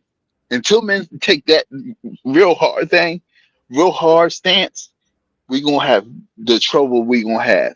You know what I'm saying? And passport bros is cool, but it's not enough with all these insane people. You know what I'm saying? Because like for me, I don't care for traveling like that. You know what I'm Yeah. saying? I No. don't care for it like that. You know, not Me neither, man. not to say that I don't want to go nowhere. I'm not saying none of that stuff, but I don't care for traveling. So me being a passport bro on a huge level is never going to happen for me. You know what I'm saying? Yeah. 'Cause I don't like traveling like that. Now, will I go somewhere and see if I can meet somebody or X, Y, Z? Yeah, maybe. Yeah, I probably will do that. But am I just gonna be traveling just for the sake of traveling, going to DR, going to the Philippines? No, I'm not doing all that. I don't like traveling like that. I don't like being on a plane like that. I I agree. don't like it. I agree. I think men need to man up. Men need to man up. Women need to put the big girl panties on, and they need to do what is necessary for us to survive another 1,000 years or not. You know what I'm saying? And be happy with being a single rich auntie that can't take her money with her at the end and have nobody to pass it to. That's what these controllers want. They want us in a position to where we can't have generational wealth, so we can't fight anything they want to put over us. And women are helping them. Women are helping these people put they're paying into their own slavery, because that's what's going to happen. Because let's be honest, being a concubine and being a slave, what is the difference? It's more sexual. That's the only difference. I don't know, man. I don't know. Ask It's me just that my crazy. brother Brett. Karma, you can't do that. You got to tuck titties. I agree. You got to you're not physically able to build. Now, a lot of them are taking testosterone, or some of them may be intersex, and they may have both, but for the majority of women, he said, Tasha, there's no way a woman. And these are things that, and I wish one day somebody would interview my husband outside of me, because there'll be a better perspective on that if he'll do it, But a woman is a woman, and that's all a woman can be, is a woman, whether you're cosplaying or not. And a man is a man, whether you're cosplaying as a woman, you're still a man. I agree. And if you call that conservative, that's not conservative. That is biology. That is facts. I agree. I think that what we define to be modern and liberal is to purposely try to be different and live an alternative lifestyle. And that's not the nature of who we are. I believe, and I'll give it to you like this. Right? What you define is natural. You're naturally a woman. This is how you operate within a relationship. So on and so forth. It's biology. It's facts. I believe that regardless of what women say that they want, when they get under the right man, they will submit. That they will go to the end of the earth and believe in that guy if he's the person that she truly believes in. That's just natural. That's naturally her. So what I see women saying, and this is going back to the original conversation of what we were saying, and that I think that what we selling a lot of times as a culture, as far as insecurity, is really just masked in its hurt, in its pain, in its trauma. But in reality, a real woman, or a woman that is in a space of true femininity, and that she don't have to worry about the same things that other women worry about. She ain't got to worry about student loan debt. She don't have to worry about going to fend for herself, whether or not the lights is going to get cut on, whether or not the children is going to be taken care of, if the dude is actually bringing home the money, or if she don't get no diseases. That she truly operates in her femininity, and she absolutely will submit, regardless of what she say that she wants. I think that is the nature of who we truly are, and we need to spend more time painting the picture of what that looks like, instead of allowing women to just feel, because feelings is nothing more than how you feel. It doesn't necessarily mean anything. It doesn't change your perspective. It doesn't change your circumstance. Instead of focusing on how we feel and feeling insecure, we need to also have the conversation on how you get to the place where you need to attract a person that will put you in your femininity. So do you know by watching my platform that I believe in polygamy? No, I know you just told me that though. You just told me that as far as what it is. Why? Okay, so wait. Now I'm confused though. What's up? So, because if there's an why do understanding, you care about whether or not people do whatever it is that they're gonna do if you actually believe in polygamy? Because if there's an understanding and a contract involved, that's consensual. What kind of contract? Whatever contract is between you and your significant other. If we're consenting adults, and I say to you, like, babe, listen, I love you. Maybe I get to a phase of a relationship where I don't want to, you know what, if you need we're consensual adults. This is our relationship. Right. We're both fending for it. Mhm. For me to marry a man that comes from a polygamous background, Facts. and I respect all of my mothers as such, and he respects all of his mothers as such, because all three of them, all the siblings, they all work together in the same house with 3 wives. I go there, I agree, hey mom, hey mom, hey mom. My sister-in-law, hey girl, hey girl, hey girl. I go to different houses. Like, you have to understand, we as women, we know that we overpopulate men. So when I'm looking at facts and science and biology, the reason I tell the LGBTQ, listen, we need to populate. Mhm. Stop going to sperm banks and getting sperm from white men. You have a black gay man that wants to be a father. He can't help that maybe somebody turned him gay or he grew gay, but he still wants to be a daddy. I'm not gonna take away from him being a daddy because he's gay. And you want to be a mother. We disagree on that. I highly, We on different. and that's where me and you agree to disagree, because when you look at the black population, it's severely declining because of Planned Parenthood and I agree with that. uptick of abortions I and agree with that. chemicals being put in the food. Estrogen as one that I agree. will feminize a man. And so a lot of these men, by no fault of their own, growing up in poverty, and then the food is high in estrogen, there's chemicals in the water, you know, in the air and everything, and it doesn't allow them to develop or make as much testosterone, but that takes away his ability to be a father. Well, what That's takes away? what no of I fuck think, is old. I think it's the difference between having kids and being a father. And So a gay man can't be a father? No. And time, that's what me and you gonna agree to disagree. no, because you have to be the exemplification of what you want your daughter. Listen. There are plenty of You have men to out be- here that have been fathers that are openly gay men that raise heterosexual kids, and half of them will tell you they don't even want their kids to be gay, so they don't put it in their face. But you have to be again, you got to be the example of what you would either want your daughter to marry or you would want your son to be like. It's not enough, in my opinion, to say, hey, don't do what I do, just do what I say. No, It's that's not not enough. it. That's It's not it, not because enough. sexuality, and this is, were you? No. Okay, so you can't relate to someone who's been. I can't. So if a young boy was introduced to anal orgasm before he got a chance to experience women, by no fault of his own, he's supposed to be taken care of by the adults that are around him, and they fail him. Facts. Is it his fault? Because sex, and we can both agree, Mhm. sex over hate is the strongest emotion out there. I would say Gotcha. even sometimes sex is the strongest. That's why they try to get a lot of kids early on, because you can easily train them to go that way. I agree with you. So that's somebody that's I being agree with taught unintentionally about sex before they're able to understand it, which means their body is already addicted to it before they can logically understand what the emotion is when they get here. But for two parents that happen to be of LGBTQ, and they happen to be, and maybe they were beat or done wrong as children because they weren't protected, it doesn't make them unfit. Sometimes they can be better parents. I disagree. When we're stressed out about anything, including death, there's so many other detriments to Absolutely, not only if it's intentionally taught to them.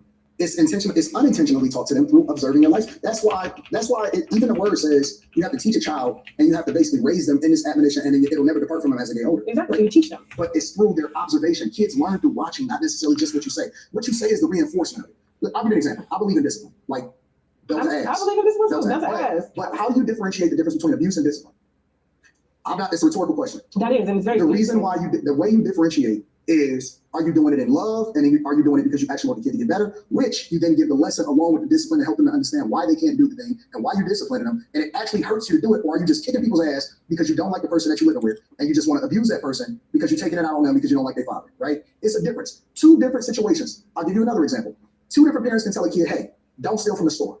One kid is not going to steal from the store because he's afraid of getting in trouble from his parents. The other kid is not going to steal from the store because they've been taught in their household that stealing is bad and you have to be a better person for society. Neither one of those kids are going to steal, but both of them are doing it for different reasons, which is going to impact them when they get older and they become adults. I believe that children learn best by observation, and when they see what's happening, that's one of the reasons why I think the culture is trash. When they see what is happening, they are influenced by it. That's why I don't like daycares raising your children. That's why I was more concerned with making sure that she was a stay-at-home mother when we decided to have a child, because I wanted her to input the values into my child through actually watching how I treat their mother when she was being raised, when she was a young child, versus having other values from other people being input into it. And I say that to say, I don't believe that you can exhibit a lifestyle, right? Raising a young child of homosexuality and to think that they don't think that that's gonna be normal.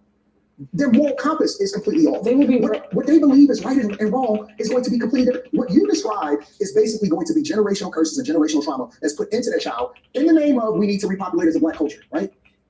I don't think Black people are worse off than ever before. Even after we experienced all the racism and slavery, we had greater households, we had a stronger financial stability, we had less student loans, we were less dependent on the government, we didn't have as many divorces, and we didn't have as many baby mamas. In 2026, we're worse off as a culture. We're freer than ever, but we're worse off than ever before. You know why? Because we don't have a moral compass. We don't have strong fathers in the household. So a lot of people making babies, but we don't have strong households. I believe that you have to have strong households, and I just fundamentally am going to stand on that. I don't think that gay people should be having and raising children. So Controversially, I believe the same thing. I definitely believe the same thing.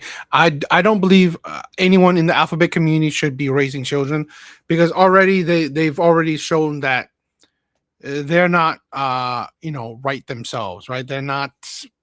I'm not saying everyone, but in general, I don't believe that they have the moral views that are right to produce future productive adults. I don't believe that. So I just don't. I just think that uh, you need a good balance of men and women, but there's no balance when one is a man and the other one is also a man, or one is a woman and the other one is also a woman, or that there's definitely no real balances. Both are just weird ass trans. So no, I don't believe in that. And Antoine said, right, it's 100% fact where the today the black community is suffering because they're lacking the moral values that they once had during the worst times in the black communities, during one terrible time in their history. They had the most, they had the highest moral values. They were succeeding, yet now they're a whole lot worse. So Yeah, I agree with that. It's like if we was just talking about that in the 1920s and the 1930s. It's like black families were at the top. We're actually getting stuff done. Like Wall Street and a whole bunch of stuff happened, and now we're insane. And Mhm. what Tasha is exhibiting to me is that I can do whatever I want. You can't do whatever you want. That's not reality. Like I said, women have been allowed to live in delusion for so long, they don't know reality if it smacked them in the face. And that's what she exhibits. She doesn't know reality. She doesn't know reality. Now, if she really thinks that, you know, I honestly think that like any responsible gay person would probably agree. You know what I'm saying? It's like it don't got nothing to do with like being off or being right or wrong, but it's just an example. That's an example you set for your children. You know what I'm saying? And it's sad that we have lost that, man. Mm. I feel we have lost it. You know, we have lost the moral compass. We have no moral compass as a society no more. Everybody feels like they can do, and I, my opinion is that as um, I don't know, big bars. It seems like you lost connection, so I don't know. Um, but we'll continue. I want to say this in the most respectful manner as I can. I'm operating. You don't have to preface it. No, You no, just no. say I'm it. just saying. I'm just saying. I'm operating in my full version of femininity, Mhm. which is nurture nature. Okay, and it's easy for a man who thinks a certain way and who does things a certain way to write off and say that certain people aren't capable of doing certain things because of maybe they were when they were children. And they say that they can't change. But when you look at science, we can totally reprogram our minds. We can totally reprogram, and people's hearts can, let's just say somebody's heart was beating at 17%. They can get their heart back up to beating 80, 90%. We can regenerate stem cells. We can become anew every day. In the Bible, if you believe in the Bible, this is the same Bible you believe in, and you believe that there's grace, we can, you can baptize yourself and be washed of your. This is the foolishness of women, right? Yeah, you could do it, doesn't mean you will do it, right? Like things that certain things that humans can do doesn't mean all humans will do, right? That is kind of the insanity that women love to prescribe, or women love to believe in. Oh, you know what? Oh, this could happen, but okay, yeah, it could, but it doesn't mean that it will. Sins, but will that wash away something that was of no fault of your own when you were a child? And will it take away or negate the fact that you can love and nourish and raise a child in the direction that it should go based off of something that happened to you of no fault of your own? Are you in? But is it where you should go? Okay. I don't necessarily believe that people of the alphabet community would raise children to believe in the norm, right? I don't think they would raise children to believe, oh, you know what? Two-parent household, a mother and a father is the best outcome. I don't believe they would raise children like that. Competent of doing that, and I feel that as a Christian, I'm not a Christian. Let me just get that straight because this is the issue that I have a Christian. I am. But if you're a true Christian, then we operate in grace, we operate in forgiveness, we operate in starting anew. Baptism, we operate in, what's the word that I'm You're looking wrong. for? I'm not. You're not a Christian, yet you're speaking on behalf of Christianity. I think that's ridiculous. wrong. We Because don't you're have living by, grace. that's why there's an Old Testament and that's why there's a New Testament. And when Jesus, and you, I can listen, I can argue the Bible down because you know why? Let's do it. You know why? I was raised in it. I was too. My father, my uncles, all of them have churches right now. Mhm. Now my father got scandal, but my uncles don't. You understand? I don't know the scriptures, but I know the word. Do you understand what I'm saying? And what I'm saying to you is when Jesus shed that blood, that made it easier to be able to walk in your sins, to know that you are not going to be perfect. Things are going to happen to you, but because I can. Do you understand what I'm saying? Because how do you justify children being innocently murdered, touched, wronged by the adults? So why should they have to pay for the sins of the adult? That's the Old Testament. But the New Testament says, guess what? Him being molested, that's a sin. But he shouldn't carry that sin. Why? Why? Because what? Listen, Because Jesus, right? but Jesus dying allowed for the Comforter to be available to the Jew and the Gentile alike. Okay. Right. Now you want you design this up. Go ahead. It made the Comforter, which is the Holy Ghost, available to the Jew and the Gentile alike. You no longer needed an intercessor in order to communicate with God.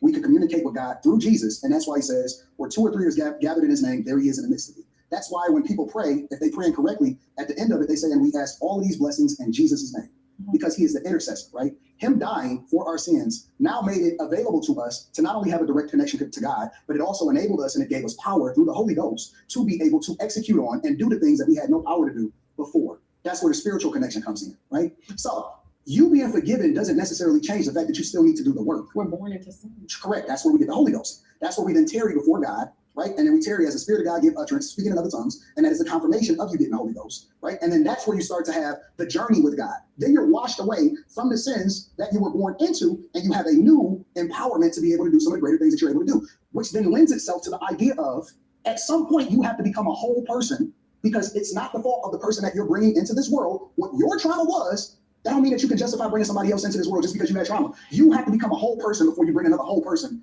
into this world. And if you really want to raise them up in an admonition of God, you cannot continue to live a lifestyle that would then lend itself to them living in sin, the very sin that we're trying to get away from. Forgiveness is for us. Grace is directly coming from God. We don't have grace to give. So you know what I'm saying? Listen, that's not what I'm saying. You missing what I'm saying, Tasha. What am I hear everything. You said that we're supposed to have grace. Yes. Grace is from God. That does not come from us. That's not something that we can extend to each other. We forgive because we want to be forgiven. That's why it says, forgive us our debts as we forgive our debtors. Lead us not into temptation, deliver us from evil, for thine is the kingdom of power and glory forever, ever in Jesus' name. That's why we pray that prayer, is because we want to be forgiven according to how we forgive other people. The way that you show that you love God is by showing that you love the people on this earth. It's the things that you do for the people that can't do for themselves. It's the way that you treat the people that are directly connected to you. It's how you interact with people on a regular basis. So you just prove my point? No, I'm proving my point. What I'm saying is, if I love my kid that's not even born yet, I'm going to do the work to become the best version of myself before I bring them into this world. I'm not going to justify putting trauma on them by saying that, well, listen, this is what happened to me, so you just got to deal with that shit. I don't believe in that, Tasha. I believe that that is why the culture continues to do the thing that they do. That's not what I'm saying, Listen, Tasha. They're using Jesus dying and forgiveness as an excuse to continue to do the diabolical shit that they're doing and still bringing kids into this world. That's not what I'm saying. I think you missed. Tasha, what I'm saying is, the foundation was us saying that should people that live a alternative lifestyle be able to have children? Yes. And I say no. I say yes, because love is I love. think that you're wrong about that. No, love is an action word. It's not a No, love is for men is an action. For people. It's an No, action. for men is an action. For women, it's a feeling. See, you're trying to speak from a feminine standpoint, and you're out here. That's a sheer stupidity. Okay, let's say this. No, for women, how women feel with others might be, but it's still an action. If a man does nothing for you, you think you'll still love him? No, it's sheer stupidity right there. Right? Women don't just love men just because they just feel it. No, it's a through action as well. How he treats her, how he talks to her, things like that.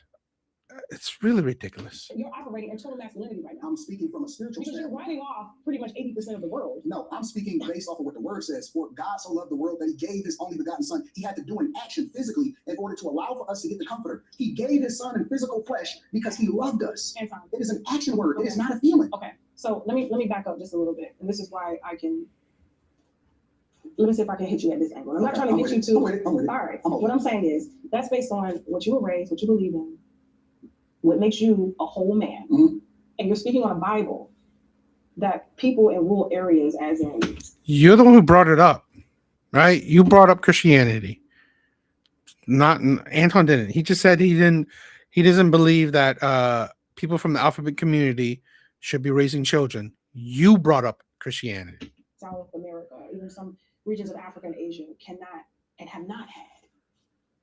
Do you understand what I'm saying? Like there are, and I know you're well traveled, and I'm well traveled, and I've been into the villages where they speak languages that are, they don't read. So if the Bible says this and you believe that Bible, Well, everything I got. But this is the sheer ridiculous of women. Okay, so now you're talking about gay people, right? Are you saying that in these nations, in these places that do cliques, are gay people raising children? You're combining two ridiculous. You combine things that don't relate. This is the problem with like how he's not going about this as a debating kind of thing, I guess, but it's like seriously, she's making stupid opinions. with everything you got in you, do you discount someone who grew up in a region and is still in that region and knew nothing about a Bible whatsoever, but yet they are granted even sometimes longer lives than we have? They're living into their 100s. We barely make it to 70 to 80 in Armageddon over here in the United States of America. So what I'm saying to you, how dare you say the Armageddon? What? Absolutely stupid. I swear to God. Where's your stats that people of these, poorer nations or whatever are living well over 100? is you're operating in a black or white spectrum and you're not considering the gray. And I feel like as a woman, me operating in my full femininity and me assuming my position as being submissive to you right now to say that you're right. But baby, as a woman, I'm gonna say, baby, look at it this way. Not everybody has access to those resources. You know what the words say about being in a gray area? What does the word say? It says either be hot or cold, because if you're operating in that gray area of being lukewarm, he spits you out of his mouth. He hates in the gray area. Life is black and white according to the word. Anton, I'm telling you, Tasha. okay, Anton, I'm just asking you to have access to the word of God. That's why we have disciples. That's why we have apostles. Listen. That's why we have evangelists. That's why people travel the world to spread the So gospel. God put these people here first, but he said in the beginning was the word. But God put people here first and gave them the word second. No, the word is a living word. Jesus himself was a manifestation of it. Okay, the but word of God. There are people in areas that have never even heard of a Jesus. Does that make them less of a people to be able to raise whatever situation they're in? They may be Every operating, knee has to bow, and everybody has to at some point. and they may bow to the Subject earth, they may bow to the sun, they may bow Well, to see, now we get into a deeper conversation about Revelations and Jesus coming back and what it is what grace really means and so on and so forth. So I'm not going to get too far into that. That's what I'm trying to rope it together as a black or white situation. And I'm like, life doesn't work like that. What's happening is you're trying to justify people that live an alternative lifestyle being able to have children, and you're trying to polygamy is an alternative lifestyle. You're trying to use an example. You're trying to use an outside example in order to prove me wrong, and that these people can still raise children up in the admonition of God without doing the work on themselves. So why do we have more men in the world than women? That's not true. That is very true. I have looked it up. It's literally an equal amount of men and women on this earth in the United States of America. In the United States of America, there is a disproportionate amount of women versus men. In the black community, there are more women than men, especially when you consider the amount of men that are in prison, the amount of men that are down low, that live alternative lifestyle. If you look it up, I look it up, I teach it on a regular basis. All you got to do is Google. You got your phone right there. There are it's almost a 1-to-1 of the amount of men to women on this earth. Let's take it out of the US. Let's talk about the China study when they were finding they implemented a 2-child law, and the reason being is because they were trying to Why are you picking and choosing your stats? You don't want to use US, but you don't want to use the world. You want to pick China so it can fit your argument. This is the stupidity of women. I'm sorry. This is feminism in a nutshell. Even if this woman is supposedly conservative, she's not. Right? I mean, she's living her alternative lifestyle however she sees fit. I mean, ridiculous. It's absolutely ridiculous. You're a feminist in disguise. It's like, because here's the thing where Kevin Samuel have said it, right? I mean, she's not insulting, but she has the need to be right. Right? You have the need to be right. Zyrax, what is up, my sister? What is up? Females because they were having way too many females. Correct. Okay, and so if you had a female child, you had to abort that child because it was creating a disproportionate amount of women to men because people were naturally and have naturally essentially giving birth to more females than men. So that guess what? We can populate and y'all can spread. I'm doing good. How are you doing? How are you doing, my sister? Again, this is right. I'm sorry. I think this is a lot of women where they don't want to see the logic. So they create an argument that will fit their logic instead of just listen to logic and maybe changing up your logic. This is the problem with a lot of people, but I'll say women in particular, where you have a hard time changing your mind, right? You have a hard time changing your mind. You will 100% want to stick with what you believe and create the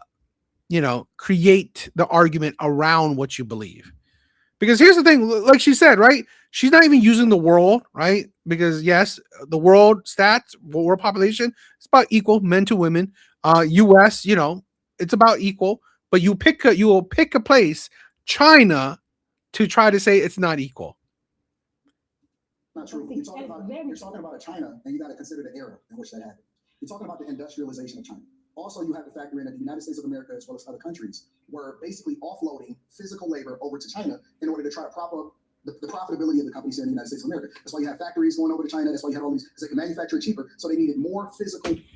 Well, I'm just reacting to things. So this is not necessarily a topic of debate, right? So I'm reacting to this video. I thought this was a good video. I mean, if I say anything that want to debate on, it's all good, right? Want to have a conversation on. Basically, right? I'm just saying a lot of women, not all women, okay, not all women, but a lot of women is just they are the end of feminism. Exactly, right? It's pretty much like the feminist mindset. It's destroying women, I believe. Labor.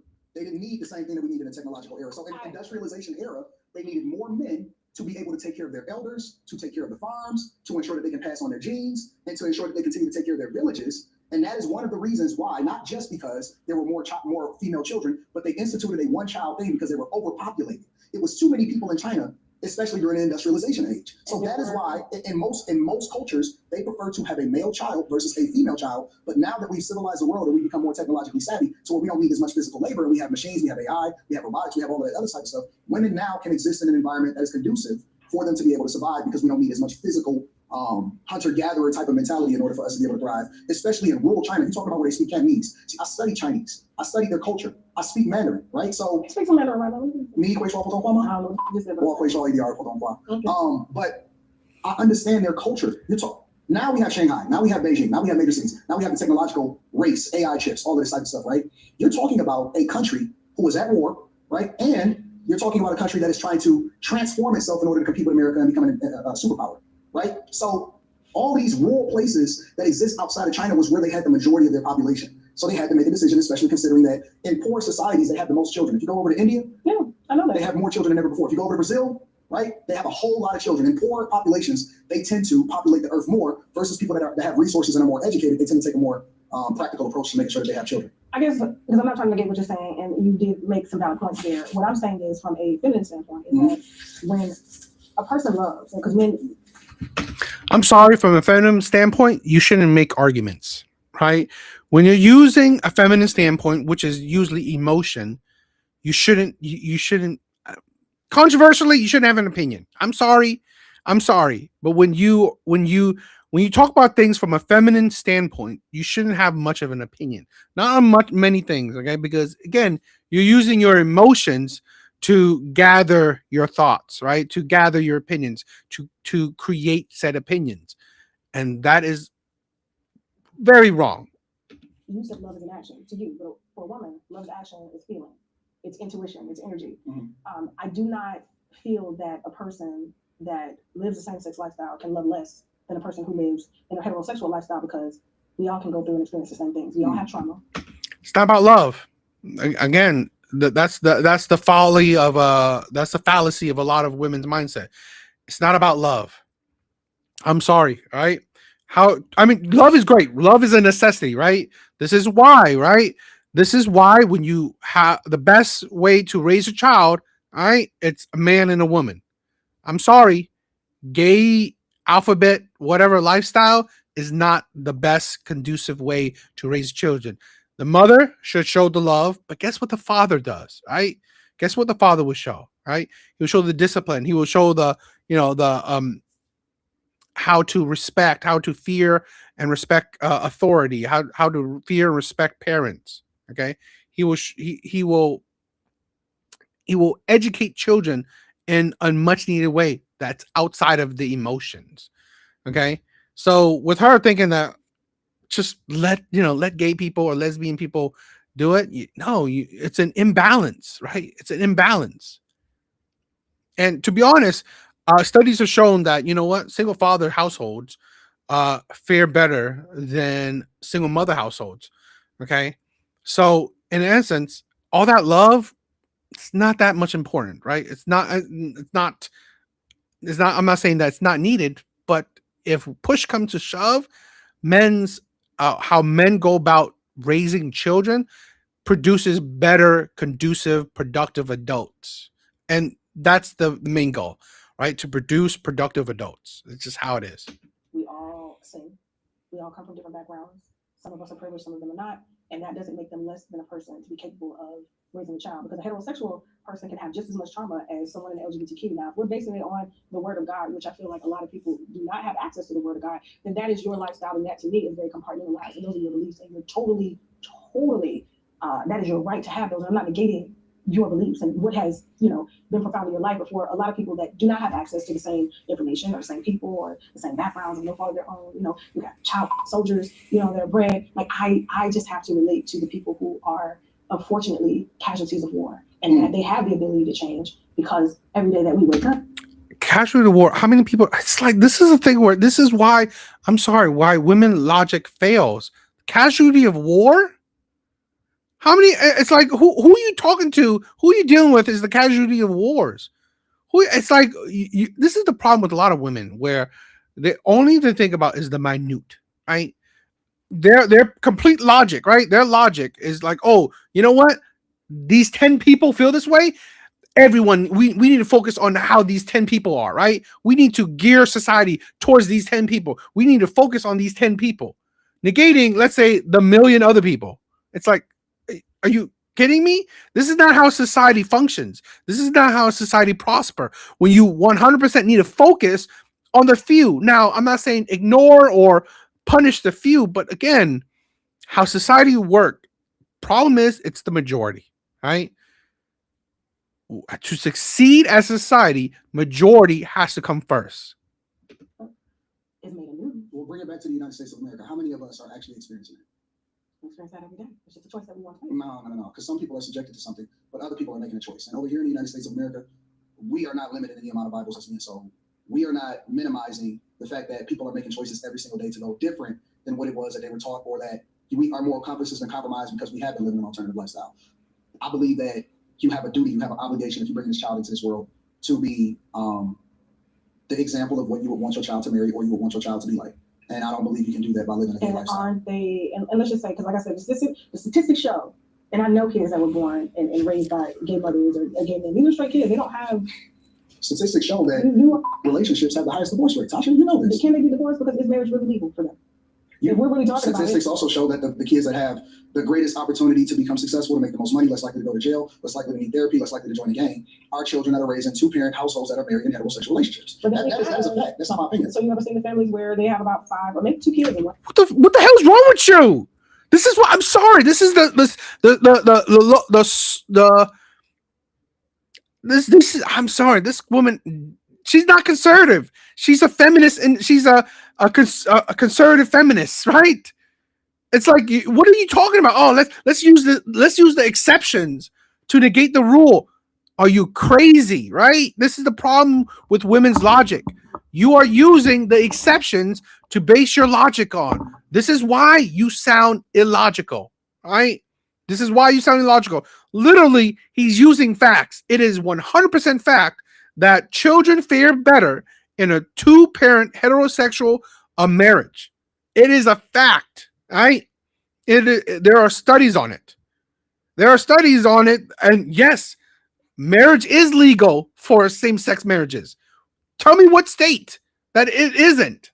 I wouldn't know, right? I mean, like, tell me which one. And this is the thing. Studies have shown that lesbian relationships have the highest divorce rates. It's like, so literally, that's a broken family. kid does great and the other does, but they have the exact same upbringing. But you can't help that you got a Jeffrey Dahmer and you don't know what the f- is going on. Nobody can know what they're raising until it's raised. And I feel like you live in a very boxed world, and that's okay No, because, just black and white. because of your money and your status. This has You're nothing to able do with money and that. status. Yes, it does. No, And- Tasha, I was raised in a household where we didn't have a lot of resources. I You don't had a come lot of from- I don't come resources. from money. You had resources that most black people don't even get. A mama and a daddy under the same roof, right? That's a problem. You know why that's a problem? What's up? It's because we normalize that that's what most people should experience. No. That's the whole conversation that we have right now. I don't think that it should be normal for us to be raising children in broken households. I don't think that it's normal for us to be raising children in alternative households. I don't believe that that should be our normal, but we embrace it. That's why I hate the culture. And this is the problem. I'm sorry. This is the problem with black women. This is the problem with liberals. They're the one group that's like so embracive of these alternative lifestyles of the alphabet community. And no wonder, right? The black community is facing a crisis, right? The black community is facing a crisis. They have the least family units out of most racial groups. They have the least family units. They are. Is she drunk? Yes. It's ridiculous. Absolutely ridiculous. 100%. Steve, what is up, my brother? 100%. You can't tell B-dubs anything. They must be right. Exactly. This is the thing where these women, right? They need to create the narrative so they can be right. They will fight it. They want to be right. They will create the argument. They will shape everything. They will use this is why you don't. This is why men don't talk about exceptions, right? Men talk about in generality because you will use exceptions like, oh, this one case I know, right? There's one case that, a gay couple raised, amazing kids, right? There's one case, right? Ridiculous. Oh my God. Evil Eddie, I wanted to talk about this.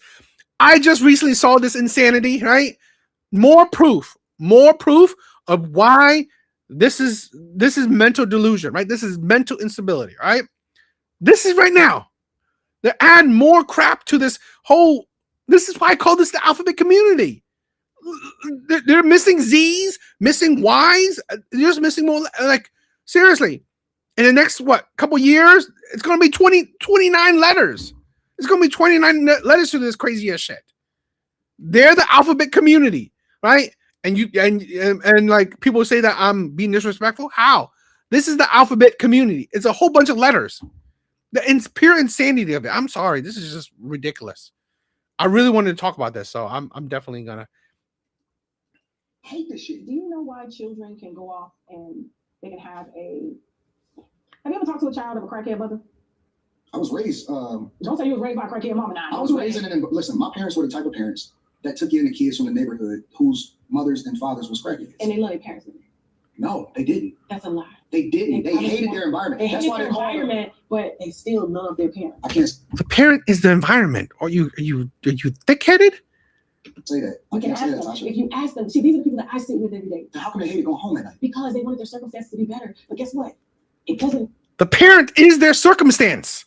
Are you? I swear to God, I'm sorry. This is this is the feminist this is the feminist mindset. Okay, this woman who's supposedly submissive, supposedly conservative, but she can't help being a feminist, right? She can't help being a liberal. She can't help being a modern day woman. This is the problem with so many women. You can't be logical because you can't help being your ridiculous self, right? You want to create the narrative to fit your viewpoints. The parent is your environment, right? If you have a crackhead parent, that is the environment, right? Filled with drugs, filled with shit, right? That is the environment, right? When you have criminals all around you, your brother's a criminal, your sister's a criminal, your mom is a criminal, your dad is a criminal. Guess what? Your friends are criminals. Guess what? That is in the environment, right? A house is not necessarily the environment. It's the people around it. That creates the environment. Hell, that creates the household too. This is why, honestly, women they can't be logical, right? They can't be logical. One, they cannot see the logic and try to shape or change viewpoints because it's emotion, right? It's emotion. So if they feel it, it has to be it. And two, they just can't understand anything else because they want to shape whatever they believe as the truth. Exactly, Evil Eddie. They might as well, the alphabet community just might as well say everything besides straight white men, right? They just would say everything besides straight white men. The love that they get from their parents. That's not love. That's trauma bonding. It's not trauma. That's not love, Tasha. Because here's the thing: they can leave their parents and go off and live with parents such as yours and want the ideal situation. I wish my mom and dad lived like this because they want it with them. But it still is not going to make them hate their parents. That's why they can easily attach to people that are not them and love them. So it doesn't negate the fact that you ain't even got to birth out a woman. You don't carry babies, so you really truly don't know. But we should not. What love is until you sacrifice your body to bring somebody. How stupid is this? Right? Oh, you're not a woman, so you don't understand love. I've literally done videos. I literally done videos of women killing their babies. How much love is that? Right? How much love is that? Women are literally aborting babies. How much love is that? Stop with your BS. Stop with your stupid ass narrative. Just because you're a woman, just because you give birth, does not mean that you understand love, does not mean you love children. Right? Stop giving that BS. Plenty of women have deleted children. Plenty. Right? Hell, the abortion craze, literally, that is women killing babies. Great. You understand love so much, yet you are the ones who want to push abortion. Amazing. Else's body into this earth. And as a masculine man, you cannot sit up here on my platform and say you know love when you never birthed a child. Listen, what I'm saying is we cannot continue to give over into this feminine mindset because that is the thing that is breaking our community. Femininity saves lives. We have less wars. Really? One, you promote abortion, right? Femininity promotes abortion, right? What lives are you saving? Two, studies have shown that under female leadership, there are more wars under female leadership. So, no. We look at that's why we have more wars. No, we don't have more. We have more wars because of the insecure men that's running the country. And they do not have a feminine perspective. Entire kingdoms was lost over women. Entire kingdoms were bombed over heartless men. Over women. Heartless men women. That would bomb a community. We're never oppressing the buttons. We're never saying drop this bomb on the women and children. No, we're not. Had we left it up to y'all, we would have had Kamala Harris in office. Had we left it up to y'all, we would have let. Listen. Point. Do you know why? Women don't build bombs. We don't bomb cities and children. We don't do that shit. Y'all do that shit over ego, over trying to restore what's right and what's wrong, and y'all fucked up, compartmentalized minds. You know what you do? You know what women do? They use men as the gun. Yeah, women don't do this. Women don't build bombs. Women don't do that. But you know what women do? You know what women do? They point men as their gun. Right? They point a man as the gun. They say, oh man, this man is messing with me. Telling their brothers, telling their fathers, telling their cousins, whatever. Women do that. How many times have you seen it? How many times have you? I've seen it plenty of times, right? A man says something to a woman, he's like, oh, just wait until I get my brothers. Just wait until I get my man. Wait until I get my father, right? Sick another man on you. This is why women can scapegoat, right? This is why women can scapegoat. Because you doing this, right? Let's bring it broadly, right? Oh, let's Palestine, right? Free Palestine. How are you going to free Palestine? What are women going to do to free Palestine? Right? How? Please tell me. How are women going to free Palestine? Guess what they're trying to do? Using men as a gun, using men as a bomb. That's what they do. Because you think just talking about shit will do anything? This is why women cannot be leaders. This is why women cannot lead anything. Why are you? Am I triggering you?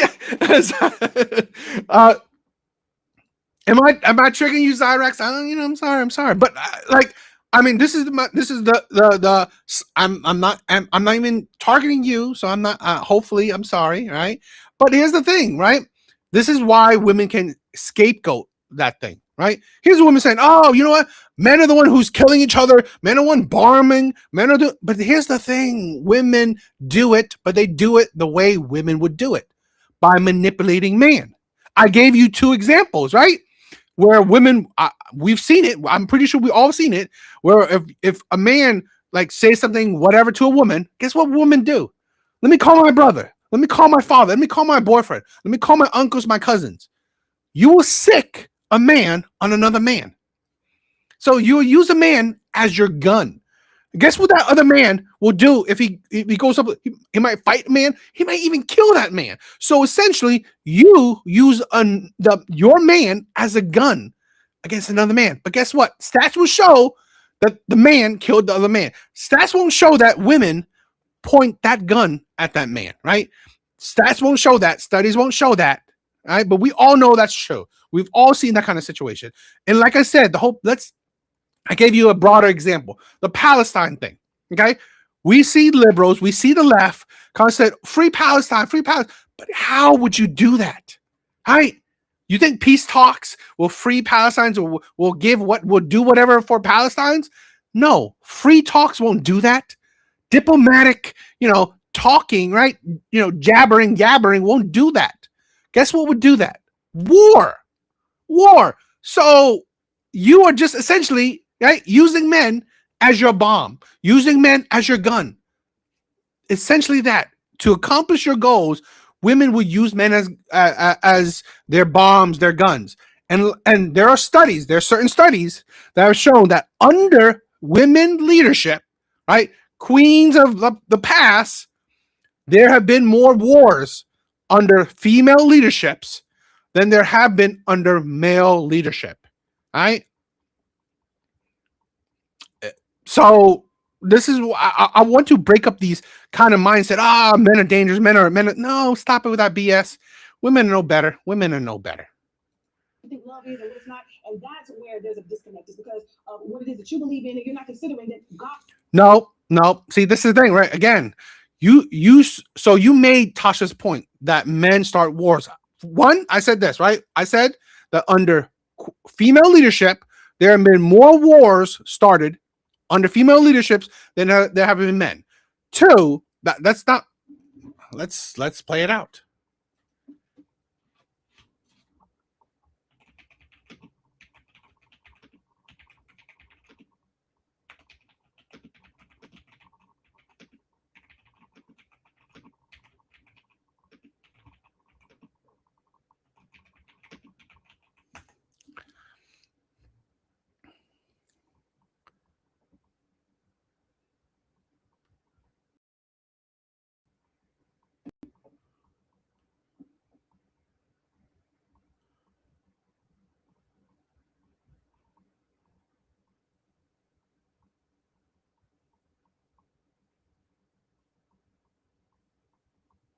Okay, you could look at it. Forbes, you could Google it, right?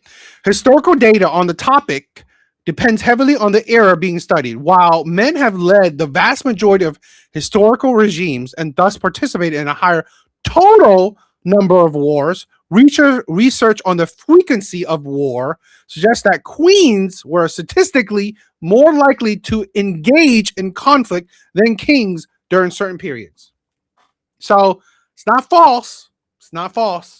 So, but I also said this, right? Again, like I said, men start wars, but I literally just showed you an example, right? Of, let's say, the free Palestine thing. How will you free Palestine? Just talking and yapping? No. It's a war. So essentially, I mean, we both know that yapping won't accomplish things, right? In general, right? Particularly something that's such a big thing like, Palestine versus Israel, shit like that, okay? It's not going to accomplish their goal, okay?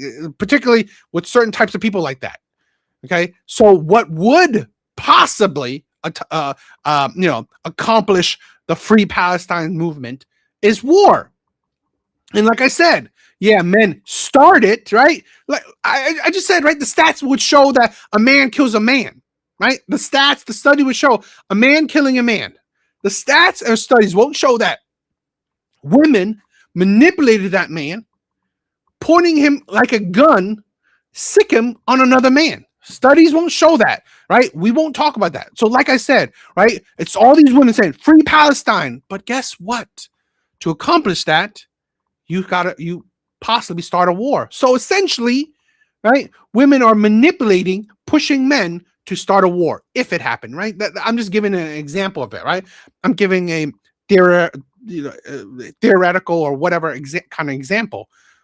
Exactly that. You won't see that. Oh yeah, men start that war, but you won't listen. You won't hear the context or the background, right?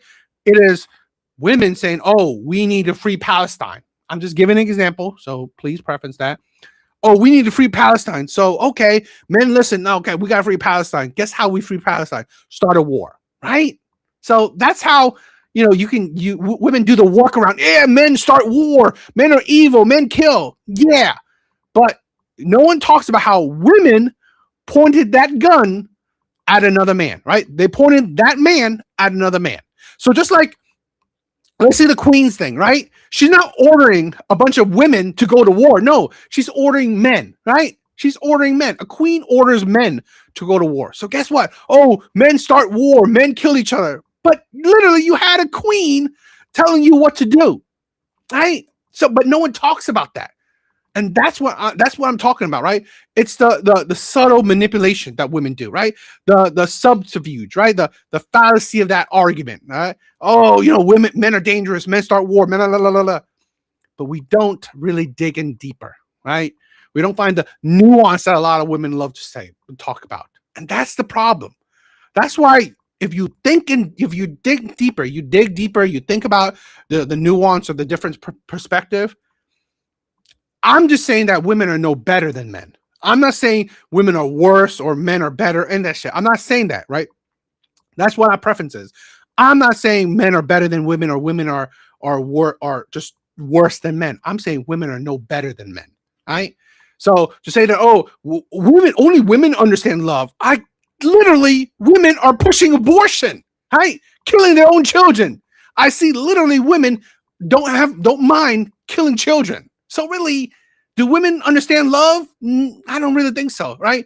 Being a woman doesn't make you automatically understand love, right? Because literally, women are fine with aborting children. So that's already a moot point. I'm just saying that being a man or being a woman is not no automatic in most things, okay? Doesn't mean that you're automatically someone that understands love. Doesn't mean that you automatically will be a good parent, okay? That's my how I go about it. I put women here for a reason to balance the ecosystem out. And when y'all drop bombs on communities and say that this person is not worthy to be a mom or a dad, and that's a lie, right? It's not necessary to balance the ecosystem out. I mean, women are put on this earth to procreate. It's not to balance. I'm sorry, it's not to balance. Stop thinking about that's how the universe works. It's not about balance. It really isn't. It's about biological purpose. Biological purpose is to give birth. It's very simple. This is the problem with a lot of women where they refuse to believe in the black and white, right? You are put on this earth to procreate. Plain and simple, right? It's plain and simple. It's very simple like that. Now, you could go in deeper, right? But it's not that deep. This is not worthy. Who's leading by example? No, women are not built here to bring balance. They're here to be healthy. That's it. Balance. No, that's not balance. That's balance. That's to do what I told you. I am gonna help. No, that's not true. That's exactly that is not true. That's exactly what it is. That is not and when true. she started to think for herself, and when she decided to go off and do her own thing, rebelliousness, that's when she then introduced us to. See, that's the feminist in her. She's supposedly conservative, yet you see the feminist in her. This is why I say that, to be honest, I'm going to be blunt, but Western women are all feminists, right? As traditional as they say, right? As traditional as they want to be. She's married, has kids, says she's submissive to her husband, all that BS. But at the end of the day, she's a liberal mindset, right? She's a feminist. And this is the problem we have, where you just need the right situation where you will blow off, right? You just need the right situation.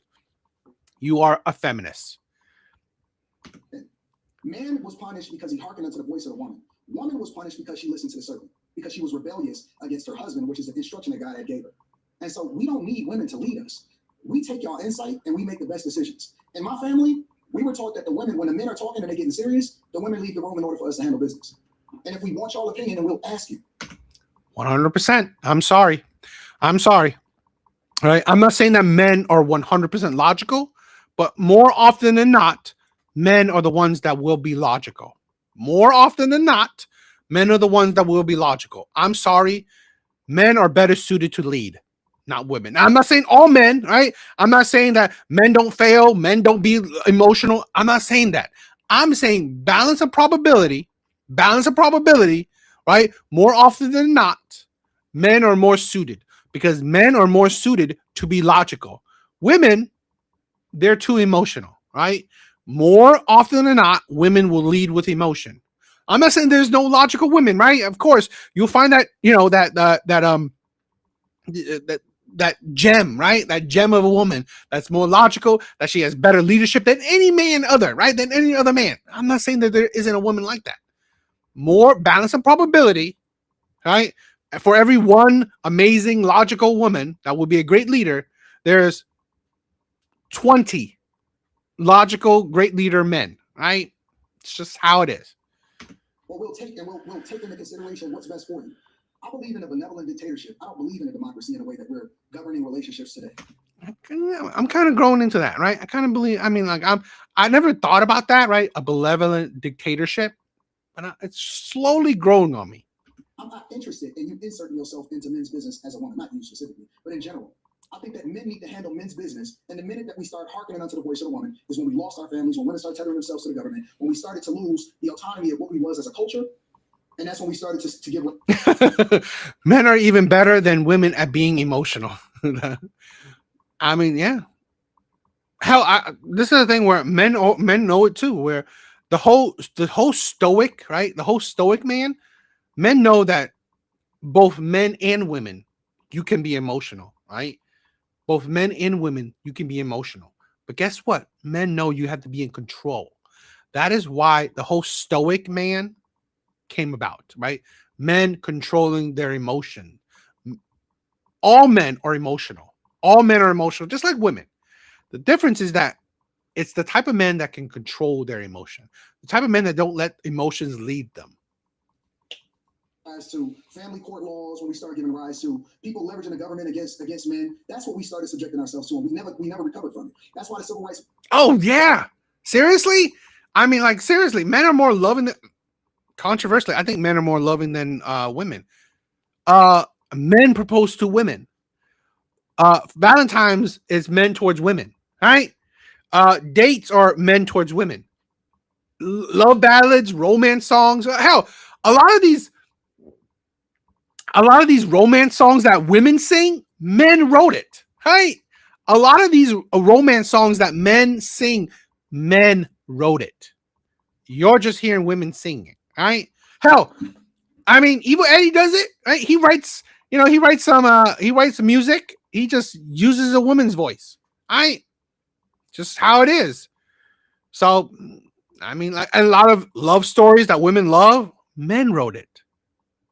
Movement was hijacked by feminism. That's why feminism was then turned into diversity, equity, and inclusion by way of the LGBTQ community. That's why now they get the same benefits as black people when they never had to do anything based off of how they identify. It's no reason why the alphabet community should have the same benefits that was fought for from the civil rights movement, which then included white women because they used black women as the poster child in order to get these rights through. Not to say I agree with that.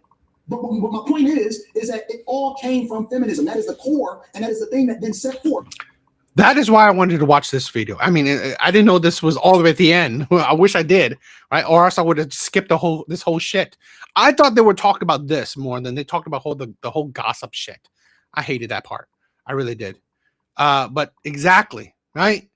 Feminism is the downfall of society. Feminism is the worst part, right? Feminism is why we hear all about the mental instability of the alphabet community. Feminism is why the black community still believes in racism. Feminism is why the black community still believes that they're oppressed, right? Feminism is why women still believe that they're oppressed. It is feminism that is the problem. Feminism is a curse. Feminism is what's destroying our society. Feminism, if you think about, I honestly believe if I could think about most of our problems, right? Most of our modern day problems in society right now, I can trace it back to feminism. I literally can trace modern day racism back to feminism. I can literally choose that, right? Because it's promotion of your victimhood, right? It's the promotion of victimhood. Because look, we are creating black feminists, right? Black feminist women, right? And they're the voice of the black community. They're the one who constantly pushing they're the one who constantly pushing oppression, right? Another reason why feminists is that in the black community, it's women leading the family, right? It is women. Black community has become a matriarchal community when before it was a patriarchal community, right? So again, that's feminism, right? I believe pretty much most of our modern day problems, feminism has done it. And yes, you can, my brother. That is the seed of destruction that then led us into the space that we're in today. Now, I'm not saying that women. Compartmentalize feminism. I'm not saying that women shouldn't and can't have choices to do what they want to do. Compartmentalize feminism. What do you mean by You can't say compartmentalizing? that all feminism as a whole is the reason why we got here. Absolutely, I can. It's not that. Absolutely, worse off than we ever have Because been. there's more gay men in the position than there are As a result of women, what? women of gay men. Of Way women, more gay rights. of women raising men without men in the household. And where are the men? Well, 20% of the 80% of the women are populating with 20% of the men. That's why when you said all the 1-to-1 or men to women, it doesn't matter. Most men don't have children out of wedlock. Most black men specifically. 80% of the women are populating themselves with 20% of the men, meaning that most men are not even really getting sex like that. That's a fact.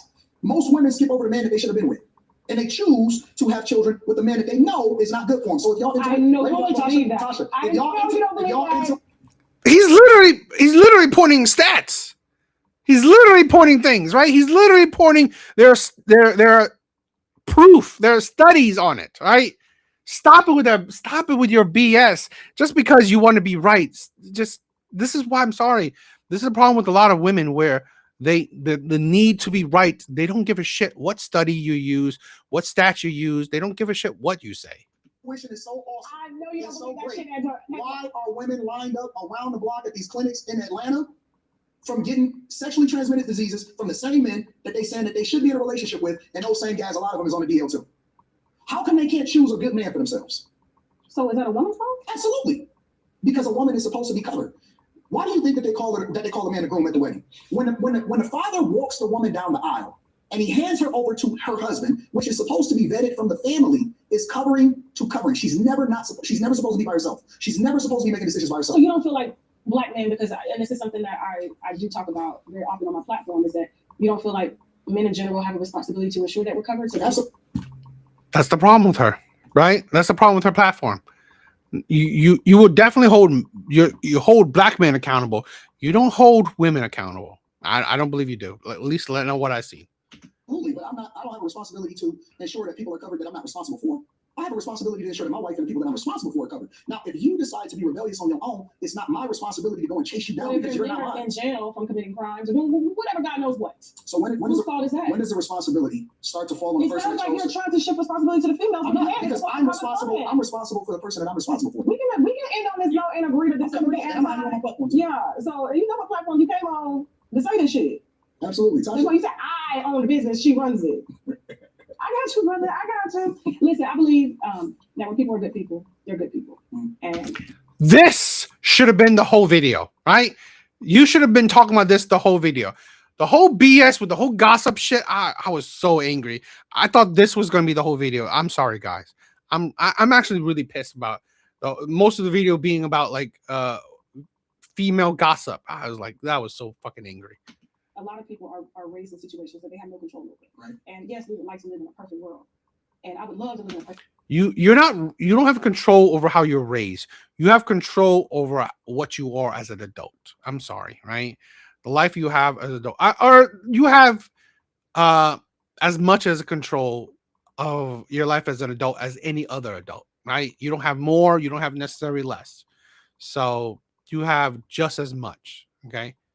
where everyone had a mom and a dad and didn't have to worry about perverts and pedophiles, altering their destinies and things like that, or beating them, or even if they had a man. This is a thing where this is my problem, right? You make it seem like, okay, altering your destiny. I don't negate that, the traumas of childhood. I don't negate that. But what I do negate is the weakness that it brings, where if you don't recognize, yes, my childhood was shitty, but I'm not going to let that control me, you are perpetuating the victimhood, right? You're perpetuating a victim. And this is why I'm sorry, women can't be leaders. This is why women should not lead families. This is the problem when women lead communities, when women lead families. Okay.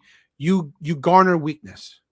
Yeah. Tasha's known as gossip. So, but this is my problem, right? I saw this clip. I saw the ending, right? The ending part on TikTok, and I thought this was going to be the whole video. So this is why I think it's shitty, right?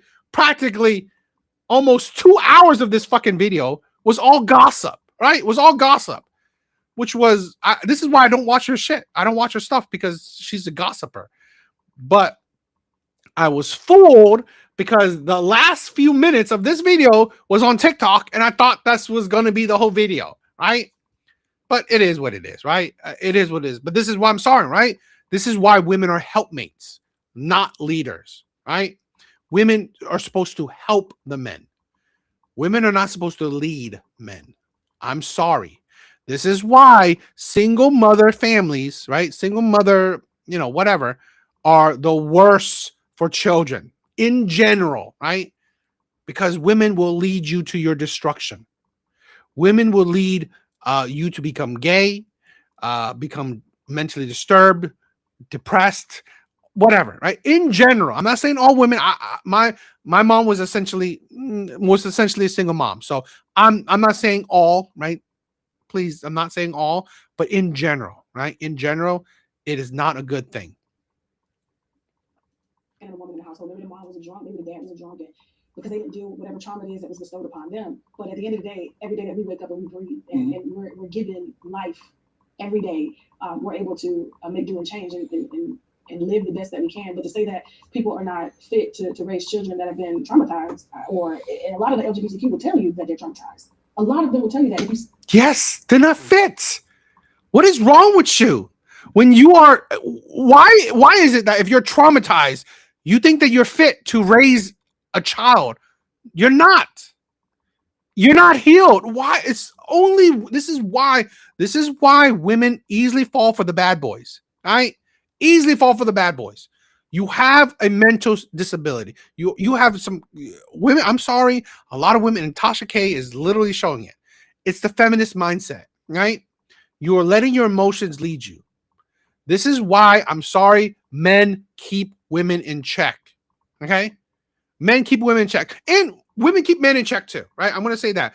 Women keep men in check too, because you need that softness. Yeah? You do need that more emotional, mindset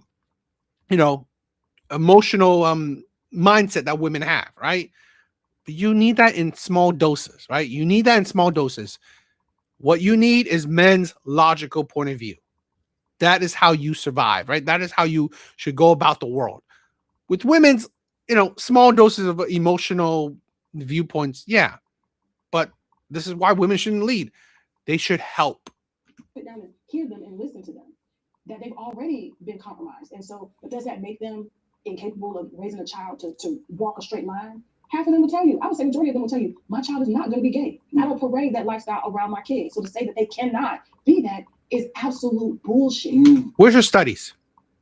This is like, it's like you use anecdotal shit to just say, gay people can do. No, you can't. You can't do that.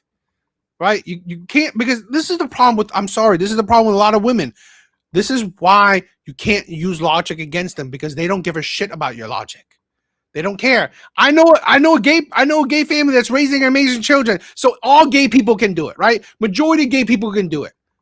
I know a lesbian couple that has a beautiful marriage, so majority of lesbian marriages would be amazing. But studies don't show it. Where's your study to show it, right? Your anecdotal view means zero. Why does it mean zero? Because honestly, into a day-to-day basis, right? You don't know 1 million people, right? You don't even know 1,000 people, right? You don't know 1,000 people. So the basis, right? The basis for your viewpoint is very weak. It's barely a drop of sand on a beach. That's the problem. A lot of women don't understand what your view is, right? In general, is barely a drop in the sand, right? Even though if okay, you know what? I know amazing person. I know a woman that will be an amazing leader. Great. But then there will be a study that shows that I know 100 men that will be a better leader. So really, your drop in the sand logic is very minute. It doesn't mean much, right? And this is the problem with a lot of women, where they cannot think in generality, right? They have to think in exceptions. They have to think in the minute, because when you think in the minute, when you think in the exceptions, it proves, right? It proves their viewpoint. And of course, that is why women would think in the minute, in the exceptions, because, hey, yeah, gay people are amazing because I know one, right? I know one gay people, so gay people must be amazing. So you can't disprove, gay people are terrible, right? Studies show gay people are terrible. Well, you can't prove it because, I know a gay person that's amazing. So gay people in general must be amazing. Whether you have great logic or thinking skills has nothing to do with gender. Plenty of dumb men. Yeah, I'm not saying that, right? But what I'm saying is, right, in generality. I'm saying in generality. Yes, there are plenty of men that are stupid. Plenty of men because Cyrax, right? Studies have shown, right? This is how we prove it, right? This is how we show it. Studies have shown that there are more stupid men than there are stupid women, right? Studies have shown that there are more stupid men than there are stupid women. But guess what? The same study has shown that there are more smart men than there are smart women. Studies show that women fall in the middle.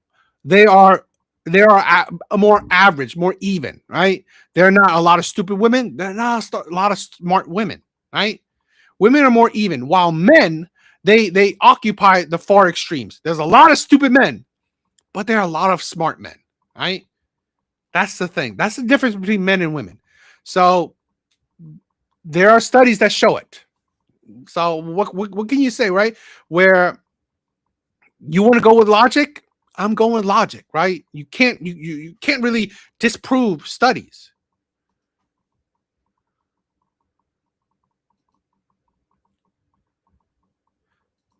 I mean, I think, see, this is the thing where women are more detailed in general, right? Like I said, the bar is very even. So there are, you got to think of it as a curve, right? Women are more evened out, more averaged, right? So there could be a lot of more, right? Extremely more detailed, right? Extremely more detailed men than there are detailed women. But women are more average because there could be a lot of less detailed men than there are women, right? Then women are detailed. So again, it's the men fall in the extremes, right? Men fall in the extremes, right? You could be extremely stupid or extremely smart, right? Not a whole lot in the middle, right? Women, they fall in the middle. They're very even. Women are very evened out.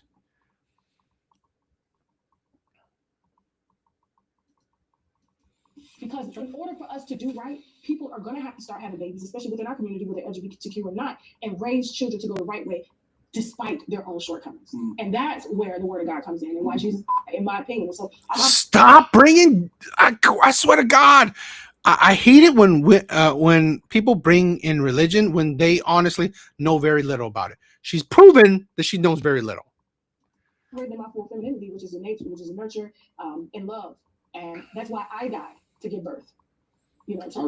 And so I respect you too. Anton, you want to end with something? Go ahead, take it home and listen. I love y'all. I appreciate y'all.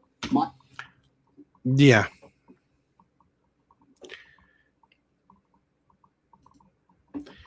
I don't know. I really wish that the ending part was like the whole video. I'm a little annoyed that it wasn't. I'm a little bit annoyed.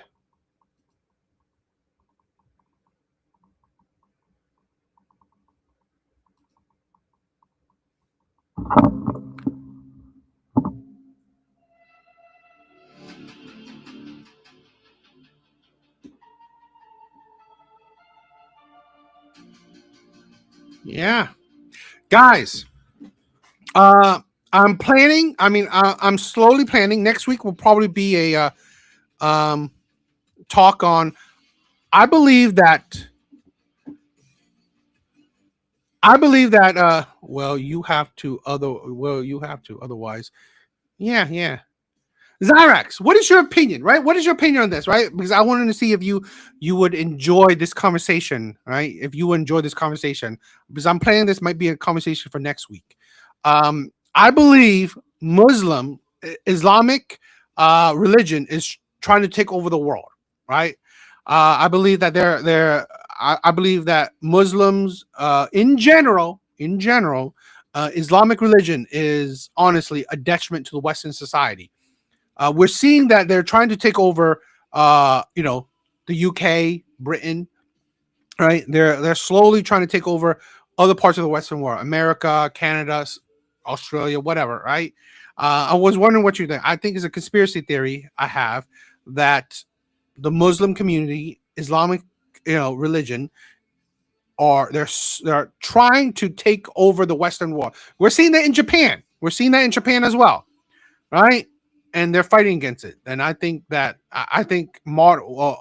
another detriment, right, a modern day threat is Islamic, invasion.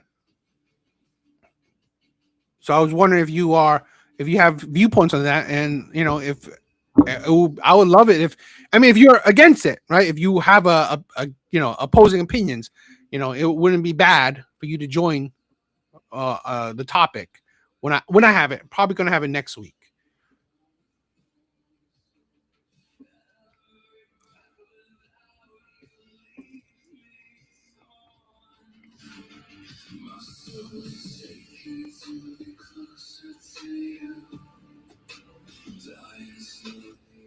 Okay, it's all good, right? It's all good. But Zyrex, right? If you ever have any opinions on any of the things I say, it's hard to figure out what back and forth debates we could have, right? I definitely want to do that because I have some people who want to get on the whole Muslim debate. I don't know a lot. I don't do a lot of religion debates. I'm more doing like in the sense that I'm seeing this more and more, right? We're seeing Islamic, the religion is trying to spread, right? Are you sure that's not a scare tactic? How is it? I'm not sure. What do you mean a scare tactic? What do you mean by a scare tactic?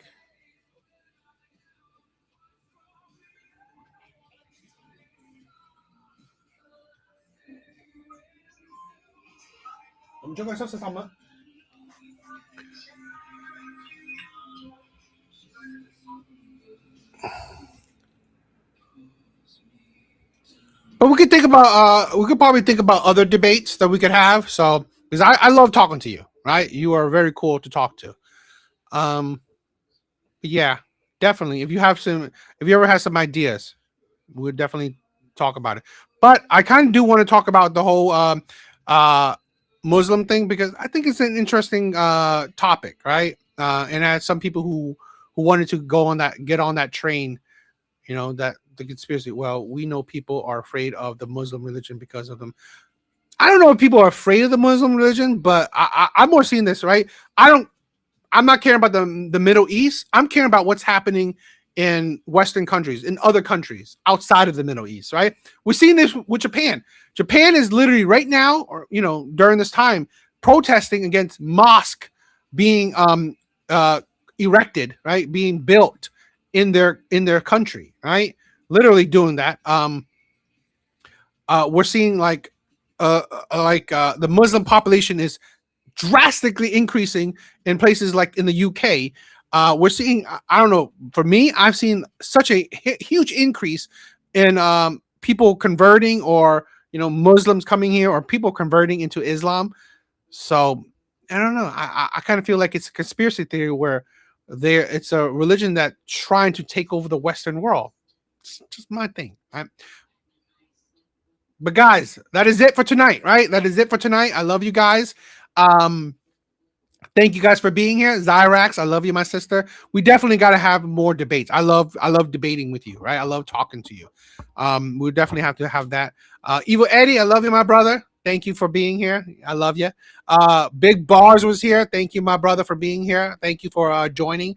Steve, I love you, my brother. Thank you for being here. You're amazing. Laughing Man, love you always. Always the first one here. Guys, I love you. Right? Music by Evil Eddie, right? So click on him to check out the music. Great music, right? Guys, I love you. Later, guys. Have a good night. See you guys on the next live. Please check out my other videos. Zyrax, I would love for you to be on, right? Maybe it's agree. Maybe you would agree, right? Maybe it's a topic that you agree on. Guys, I love you. All right, later.